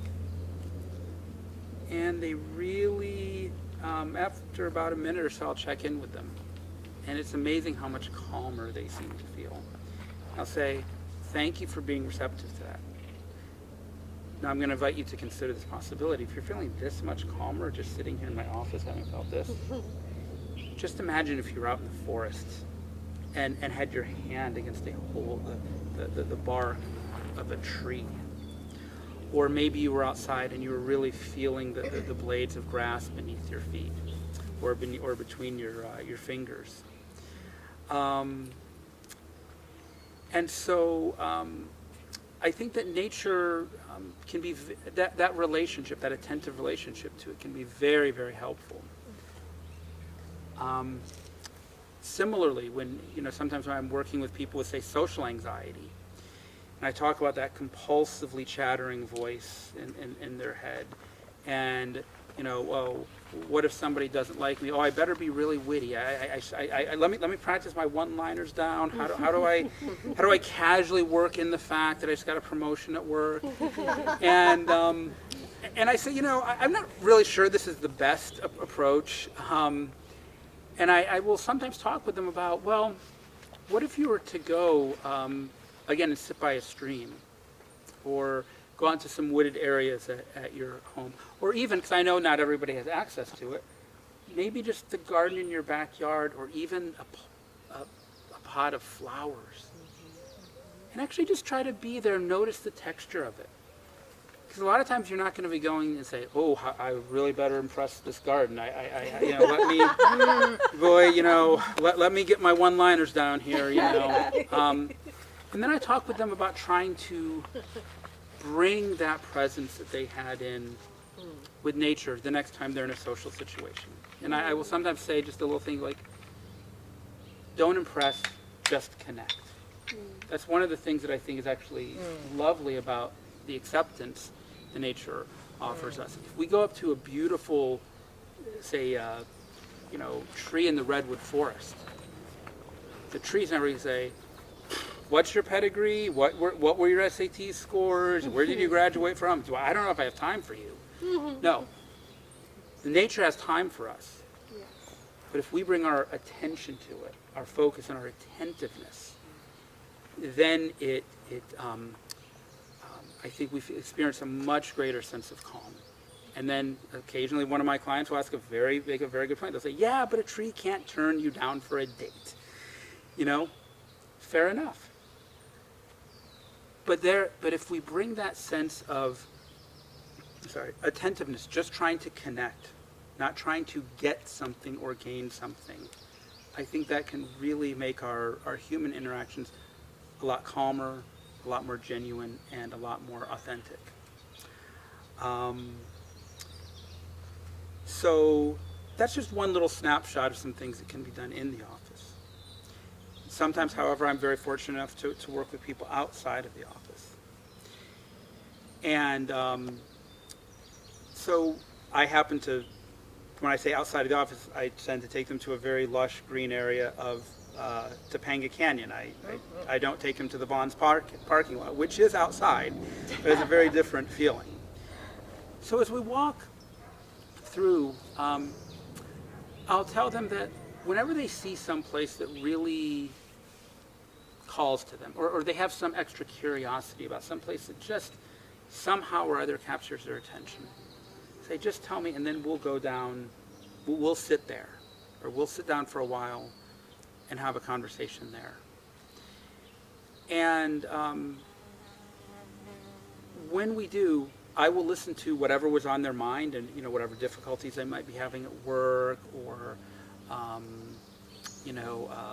financial struggles, whatever the case may be. But then I'll say, I'm just curious, what was it about this place that drew you to it? And it's really interesting to receive the answers. And then I'll just say simply something along the lines of, and if this is what drew you to the place, how do you think the place felt that this was where you chose to really talk about what's on your mind, what's really, or what's in your heart?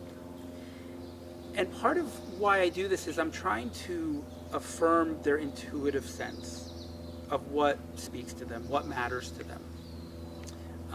That there was a reason that they were drawn to this, and if they can't specify, if they can't articulate it, I say that's absolutely fine. What matters is that you were true to it. You know, you didn't say, well, I kind of want to go to that place, but I don't know if that place is going to like me, or you know, and or maybe my therapist won't like that place, but that they were true to themselves. I think this sense of being more just deeply connected to our authentic self is very important. I think nature has a really big role to play in that. Another thing that I will do sometimes when we're outside, and that I will suggest that they can do on their own in between sessions, is find a tree that speaks to them, or calls them, or that just looks cool, whatever the case is. And then I will actually have them sit down on the ground and lean their back up against the tree. And I'll let them know we can talk as much or as little as you'd like. But I really want you to take some time feeling what it's like having that tree against your back, and what it's like having your back against the tree. That there is, again, there's a relationship going on here. And one of the things that I will talk about is, you know, a deeper connection with nature won't solve all of our problems. In fact, it may not solve any of our problems. But it can almost always make us carry our problems just with a little bit more groundedness. You know, I think one of the things about leaning up against the tree or taking off our socks and shoes and feeling the ground beneath our feet is it gets us a little bit out of the head space, which again is not always very kind to us. We're taking a long drive or just laying in bed.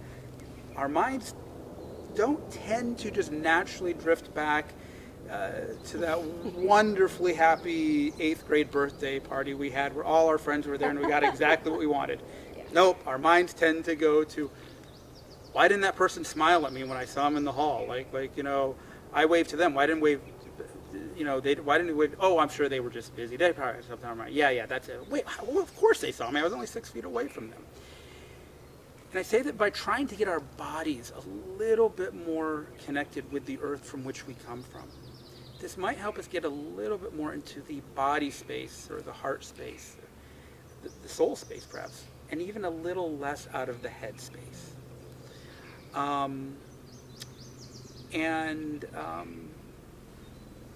I would just like to, you know, and I would just say this has been a deeply enriching and meaningful experience for me to be able to weave nature more into the healing process, which again is not for everyone, but it can, I think, be very, very helpful as much for the therapist as those who we work with, because, you know, I think it provides our own nourishment and self-care, and I just think it's a really beautiful, interesting field, and I'm very curious to see where it unfolds. Thank you. Yeah. Thank you. We still have 30 seconds. Oh, wow. You have a great internal clock. Do you want to be interviewed?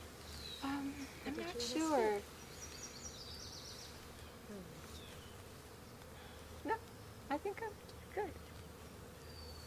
Okay. Do you want the microphone, or do you want to stand in I'm the going to center? stand. Okay. I've been sitting. Been really sitting. Oh yeah. I'm just going to hear that coming.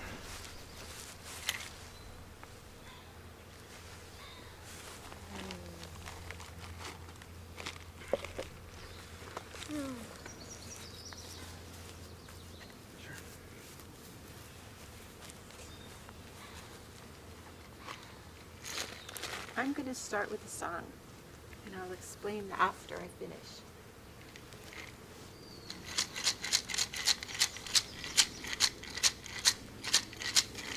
Yahinahiye,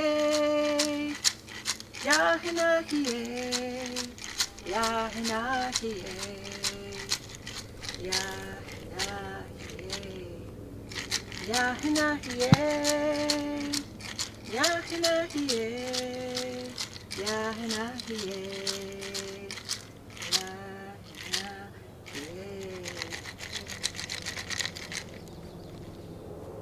Yahenahiye is a song that I was given while doing my work in the desert. I part-time live in the Mojave Desert, Death Valley area. And some of what I do in my practice is I collect flowers and use flower energy and flower essences to help and repair the disconnections that we experience in our journey in life. And on one of these journeys to collect flowers, I ended up at near the bottom of Death Valley, which is the lowest place in the Western Hemisphere, right?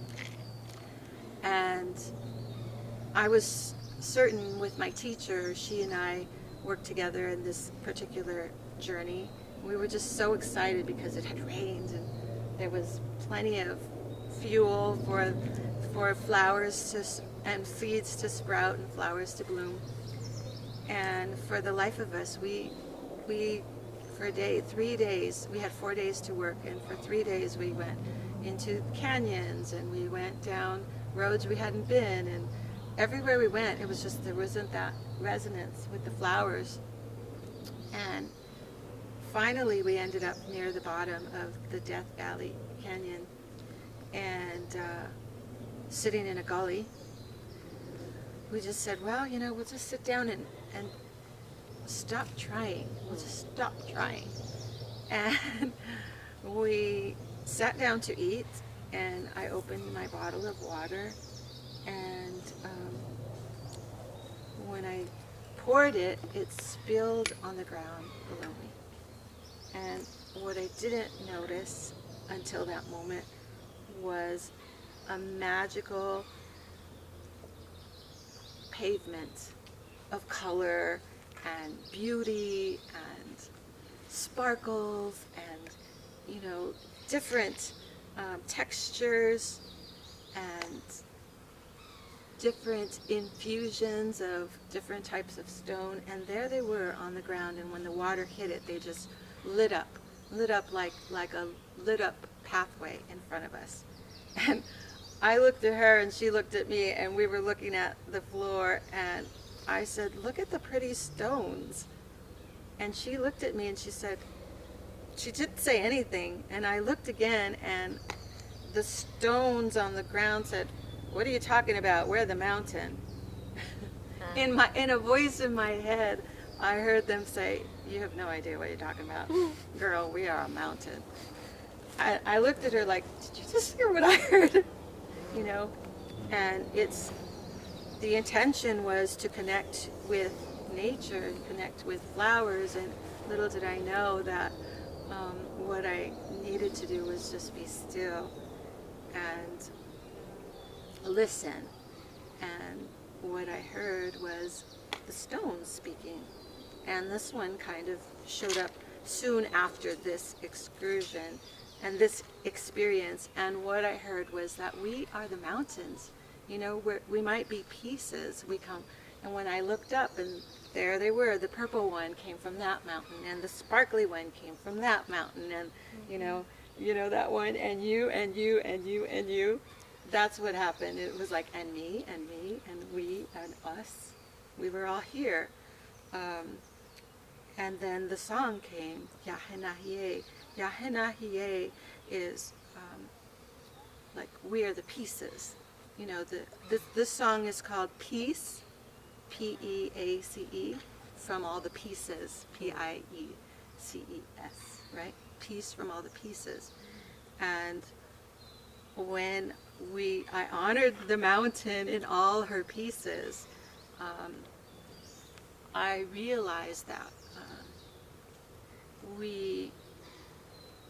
that nature herself has always been reflecting back what I and we are in desperate need of. Is just some reflection, gentle and loving reflection of the places that we need to be healed.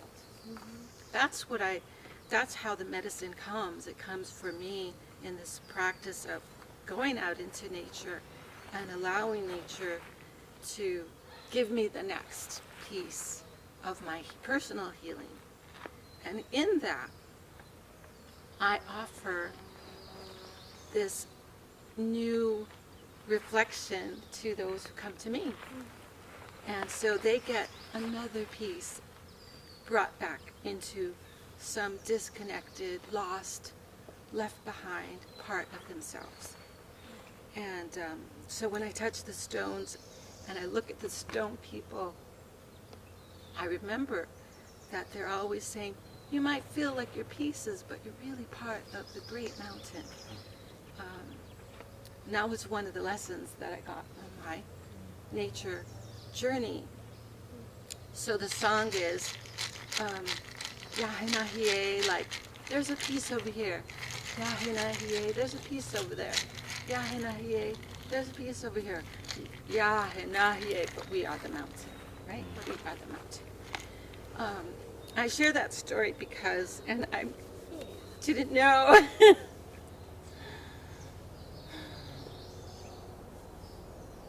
that it was going to feel so deep.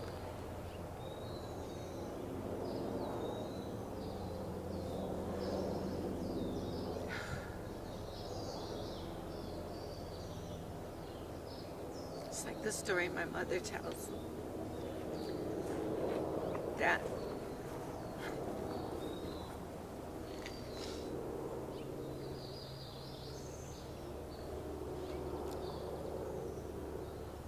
profound, great hug when you connect with sound or breath or touch or thoughts or words, that the wholeness of who you are starts to take shape, and it almost feels too big to contain.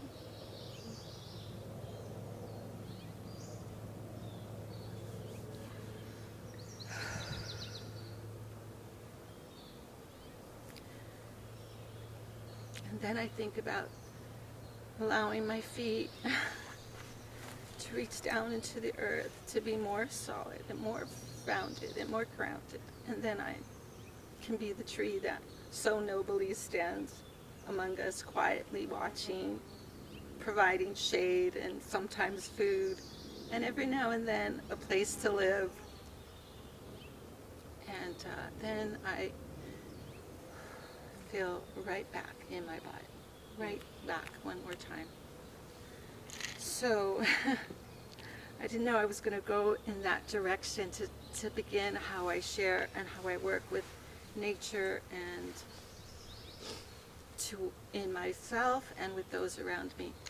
But I wanted to share that song because that song really solidified how I work and what my job is, and I become a witness and a caretaker and a provider of space.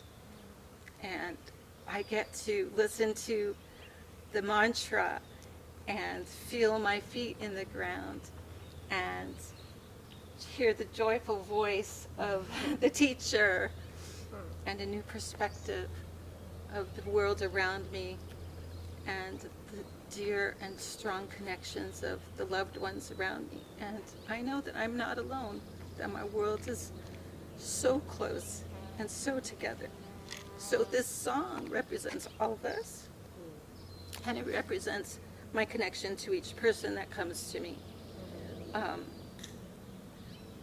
I create a garden in my wherever I go. My grandmother says, wherever you go, plant a garden. Wherever she brought seeds tucked in the linings of her dress, you know. And she says, whether you're staying for a day or for a year or for a decade, you should plant something.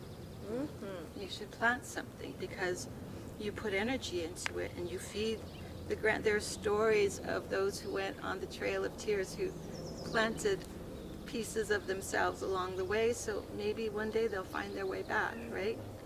Nature is a reflection of what we need and where we are.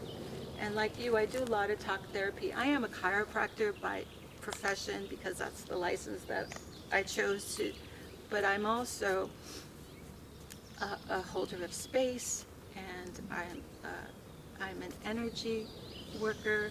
I don't say that I'm a healer because I think the healing begins with each person. Each person is the healer. I'm just the gentle guide in that direction. I'm the reflection in that direction. Flowers, I bring plants. When I can't take someone out into nature, which is one of my favorite things to do, I bring them here. And so I have a collection of pictures of places that I've been, the stones washed with water so you can see their true colors. Flowers and trees and anything that just said, look at me, look at me. And what I do is I literally put them on my patients, and I ask them to show me where the need is, and sure enough they do. A shaded cactus put at the left foot of a patient might be, maybe there's some mother relationships that are really picking at you that you would like to look at. And the plants tell me where to go, and I confirm it with my client, and they will most likely be in tune. It's like the tuning comes from not trying to fix anything. I love what you said. We come full. Or maybe it was you. We are complete and full. One of my teachers would say, you have everything you need.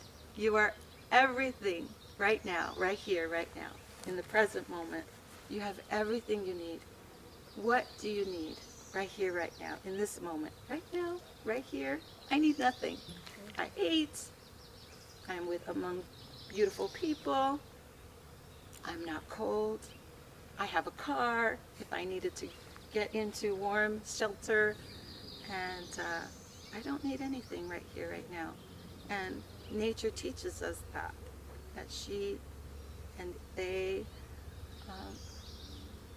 are always present and listening and providing a piece of ourselves to us.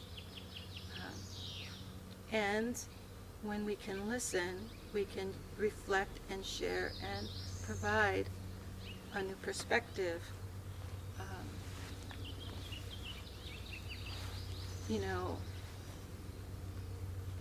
I really like the definition of what a miracle is.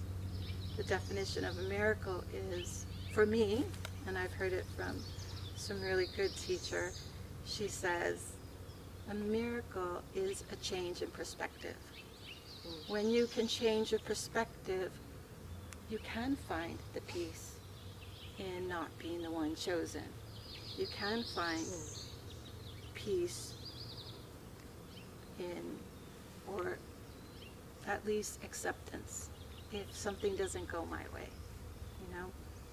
So the change in perspective is the miracle that opens up even just a crack, the healing within us. When the water fell on the stones, I just had a moment to look at it differently, and then the medicine came, right?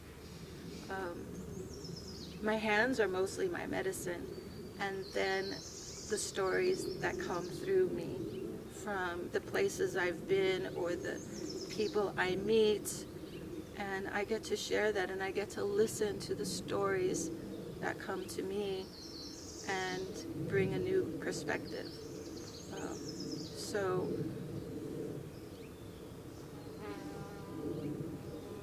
I really, really want to encourage all of you, as my friends here, to take a moment and be okay.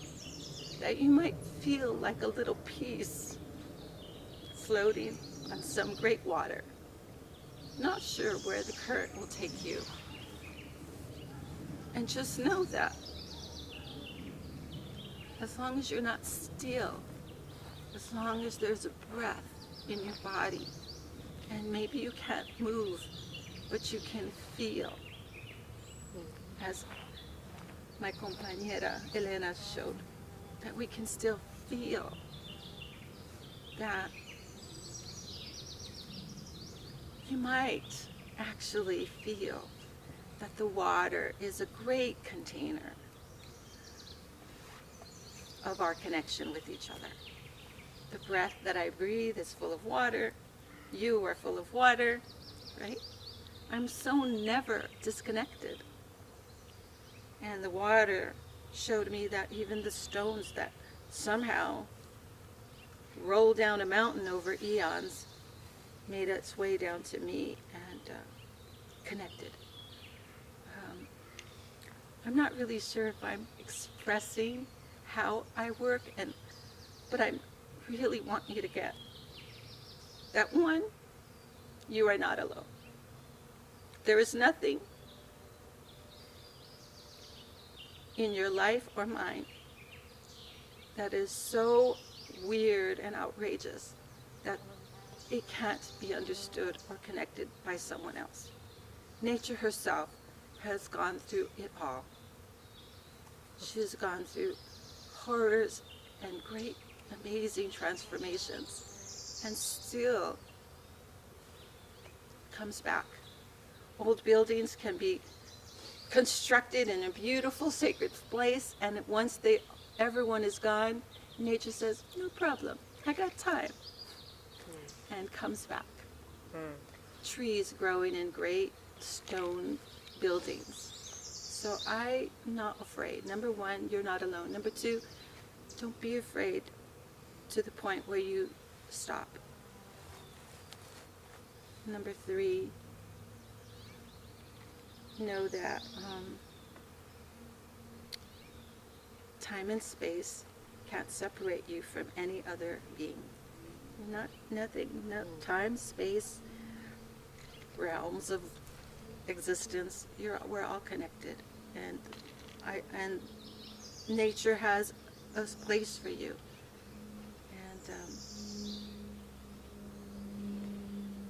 And I encourage you to reach out to those who are willing to hold space for you.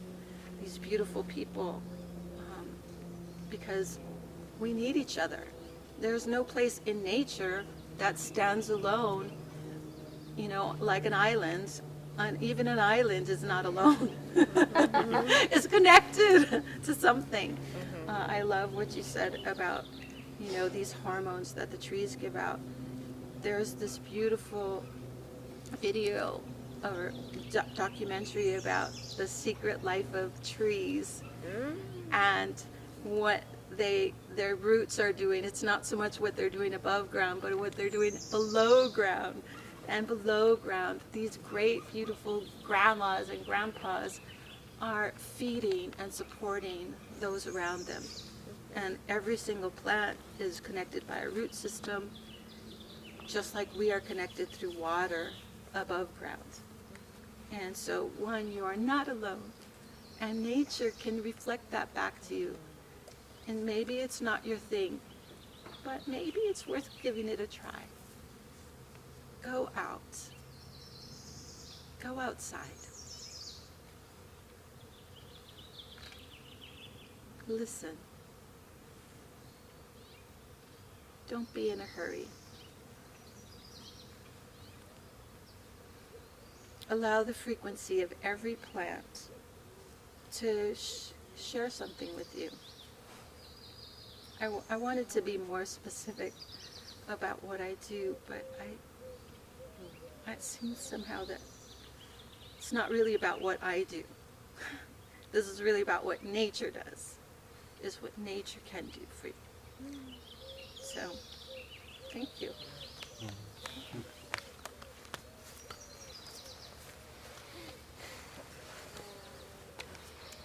Thank you so much. Sage, do you want to come sit by me? Yeah, I'll come sit by you. You wanted to be interviewed. Yeah. All right. A few questions. I might end up just talking. All right. But I want to talk a little bit about where I came from, and then sort of what I do now. Speaking of my partner in crime, Prius. Sorry. Rouse from your nap. Here you go. Come here. Oh, we're on this way. Ready? Yeah. What's up? Hey, Cree.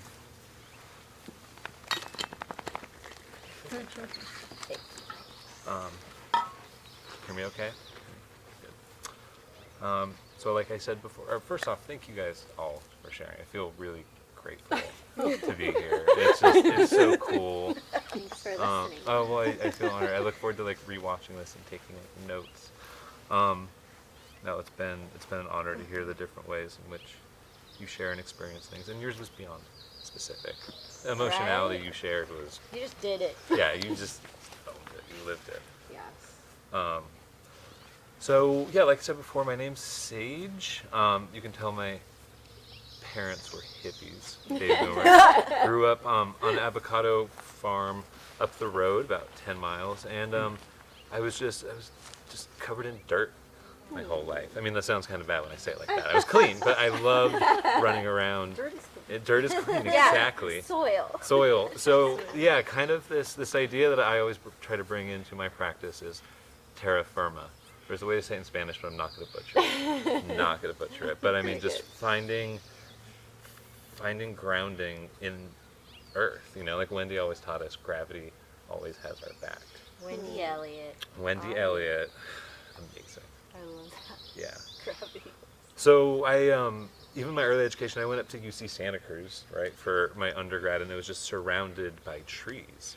And I always grew up around trees, so I thought that was just the norm.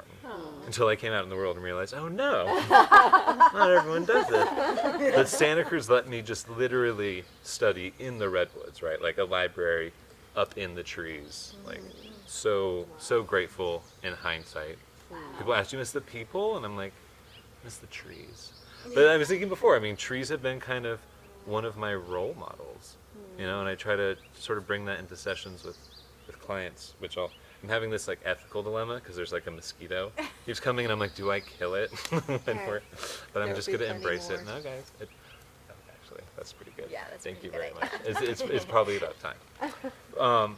So I studied sociology and literature at Santa Cruz, but it was afterwards where I did my graduate degree at Antioch up the road in clinical psychology, and 2 different internships. One working with a bunch of really cool, like disadvantaged queer youth down in the Oxnard area, which I would bring pre. And with a lot of kids that are just kind of like uncomfortable with touch, you know what I mean? I mean, like being a teenager is hard, and then being a queer teenager, society can often tell you have kind of a deviant body, or your sexual orientation or your gender expression is somehow not right. So physical communication is in itself not encouraged, or doesn't feel, you know, it's modeled in a way where normalcy doesn't fit for everyone. So when I bring pre, we talk about all these chemicals, like when touch her, she releases oxytocin.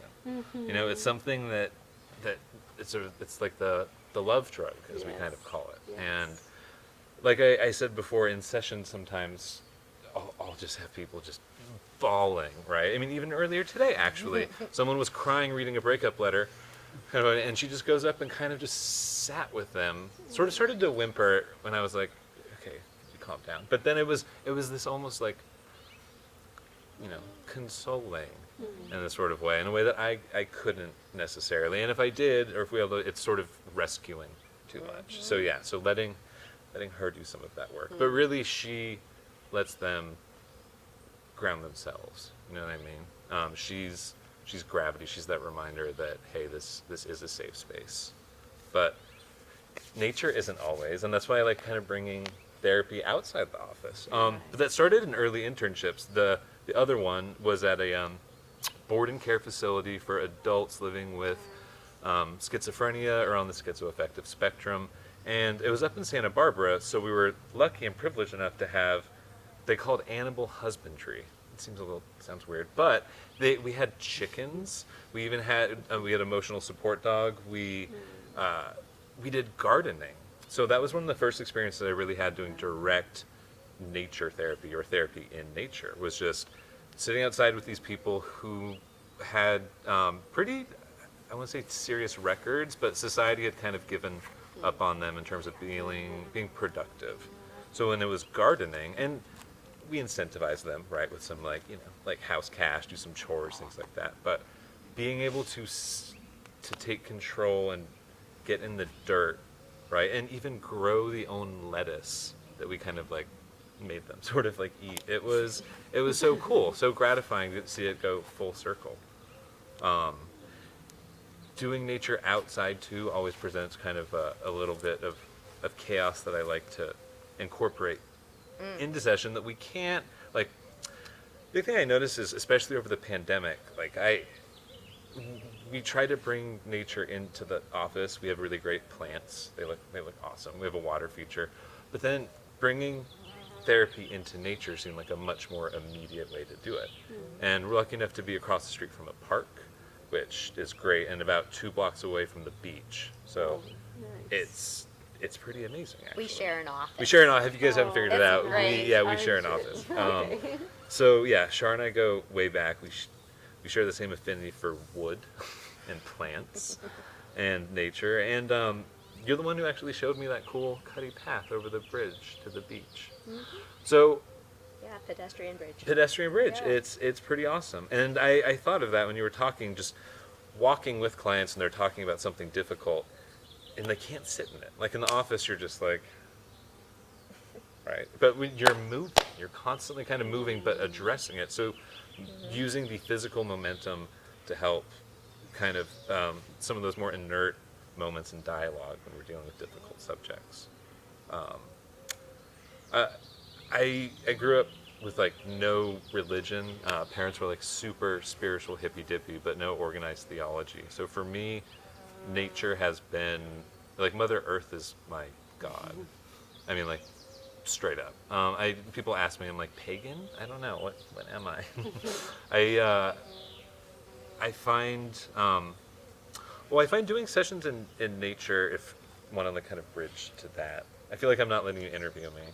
Oh, you go and let me know if you want to be asked something. Okay. That's All right. Well, if you want to ask, if there's something that's like burnt, Oh, you know I will. you can. Okay, I trust that.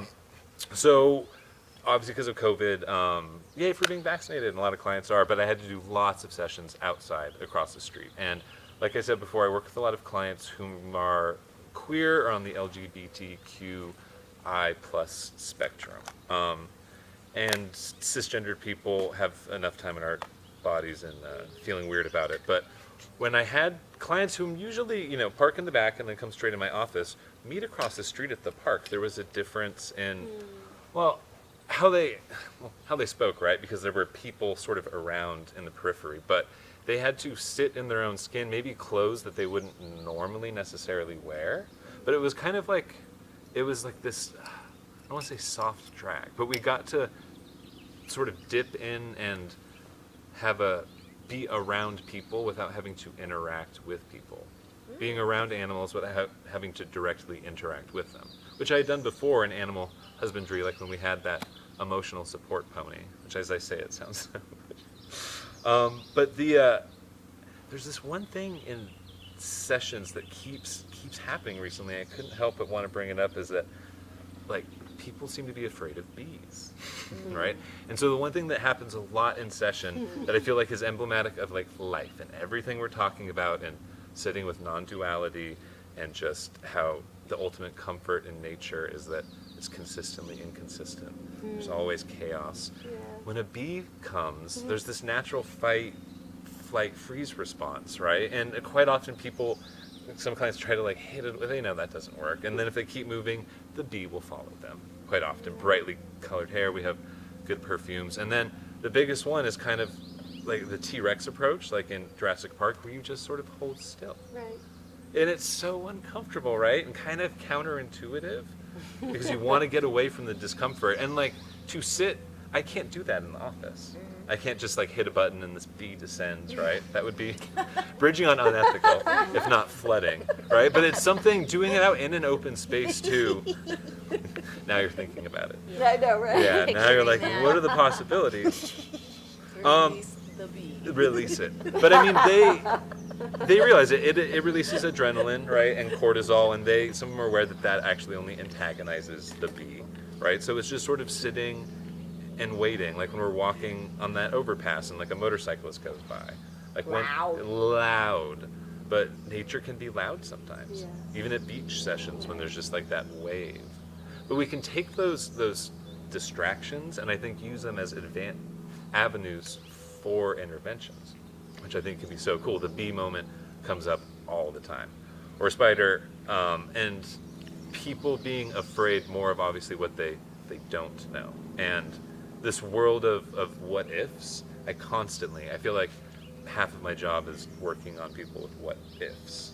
And I call them like just the shoulds, like what would happen, could happen, should have happened if the bee had done this.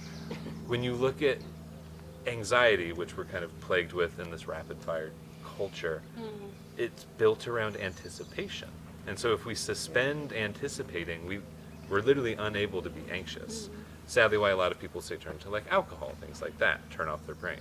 But with nature, there's a connection to something, to always be stimulated in a way that might not be overwhelming.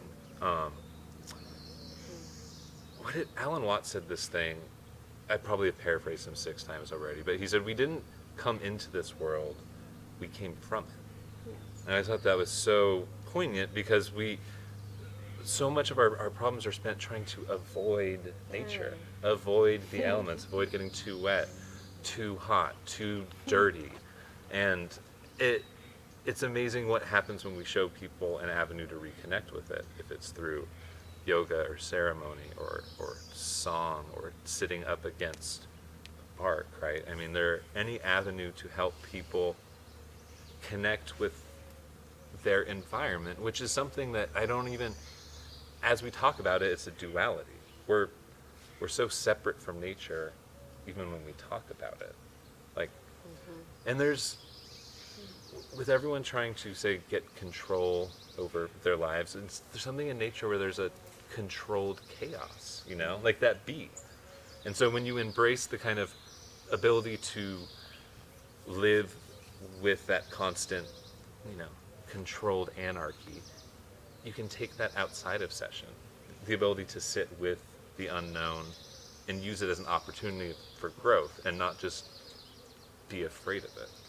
And it's a practice of being in the moment, because as long as we're noticing things, we can't anticipate because we're too present.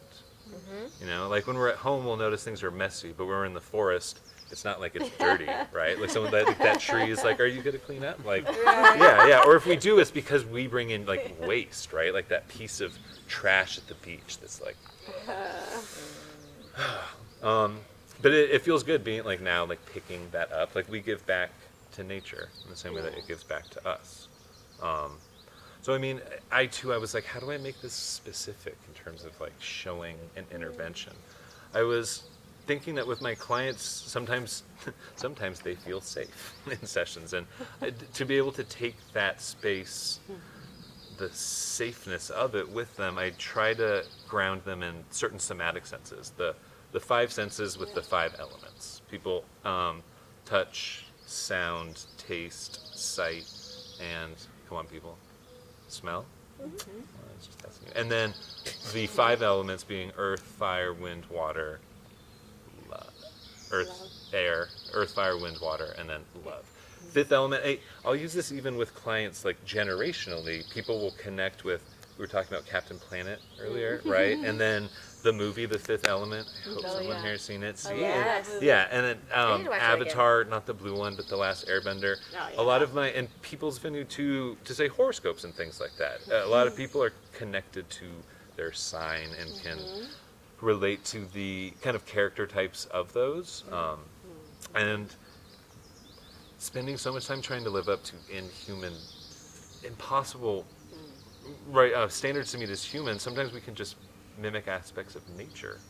So in terms of taking something away, if we can right now just notice 5 senses that we can recall when we leave this place. So we can geek out, we can like name them, but first I was just going to ask if everyone could notice something that they smell.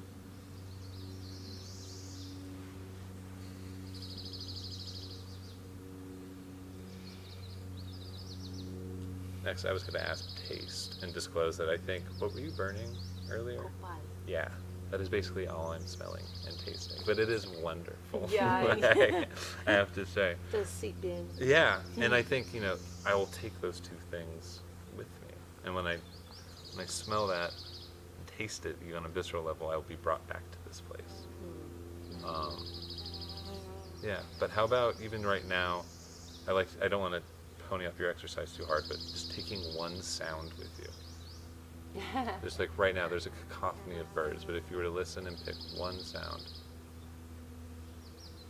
bees buzzing is what I hear.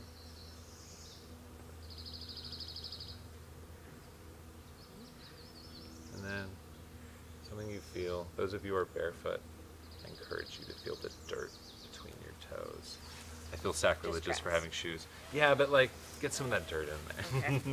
Tactile. For me, oh, I got my pre-dog here. There you go. Yeah. And visually, just us, the circle. It's such a unique space. I'd like it to happen again in some form or another, and I'm sure we will at some point. Yeah. And sometimes in sessions when clients are having, maybe the setting isn't quite like this, I'll help them use the elements to kind of map those moments. So if you notice a client is having a hard time finding a sound, helping them locate water, say with like, hopefully you're near the ocean or you have a water feature, or yeah, taking the sounds of nature with you. So yeah, I believe doing therapy in nature can help us connect to a part of ourselves that we're so alienated from, and it's so important, and I really appreciate everyone for coming. It's so cool. Thank you. Sweet. Yeah. You nailed it. Thank you all. I know. Yeah. Yeah, I mean, it's just so cool. Just stay right here. So thank you all. Francesca has spent her birthday with us, so we'll let her go soon. Thank you. And you're gonna take all those flowers with you, Yep. by the way. Okay. And then I know, Elena, you had some thoughts on a closing. Yeah, we'll close and we'll have a final word. Lovely. You don't want to do your song. I'll do the song as the closing. Okay, closing. Yeah, this is the penultimate closing. Rarely get a chance to say panel. Yeah, that was a good Yeah, one. it's a good one. Oh, feels so good.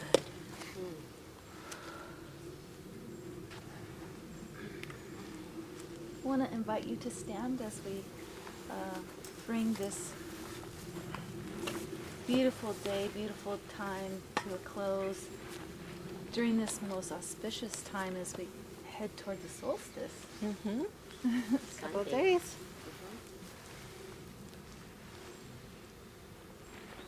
Tlasokamati, Tlahuizcampa. Thank you for the eastern direction.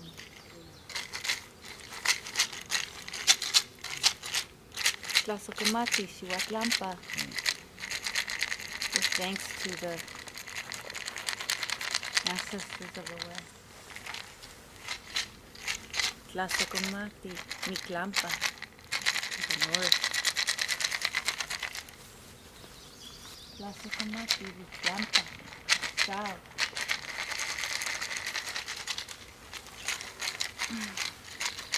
Tlasokamati, thank you. Sonantzintla, Licuauhtlicue, the Mother Earth element. Tlasokamati, Tonati, the sun. Tlasokamati, Impalnemawani, and with that great thanks to that energy from which comes all of life, we give thanks.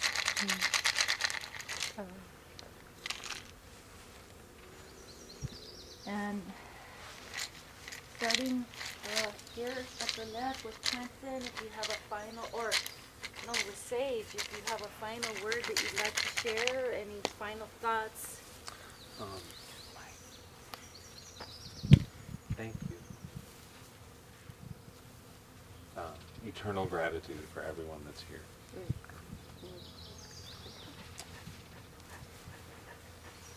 I have gratitude for all of you as well, but especially you, for Charlita, for organizing this and making this all happen. And for all of you who have been watching this, thank you for sharing your time with us. Really appreciate that.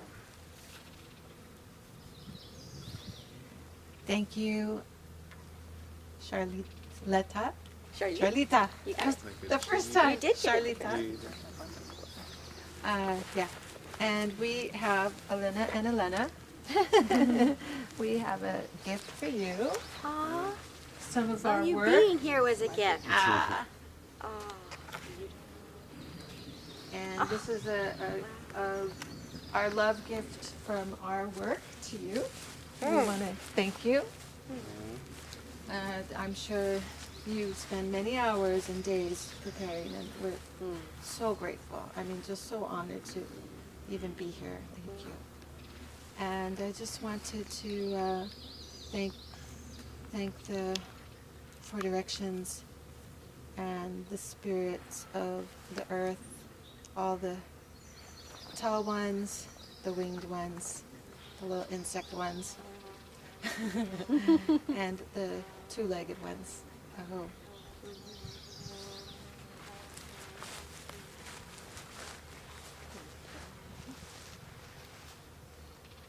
Just want to thank Charlita.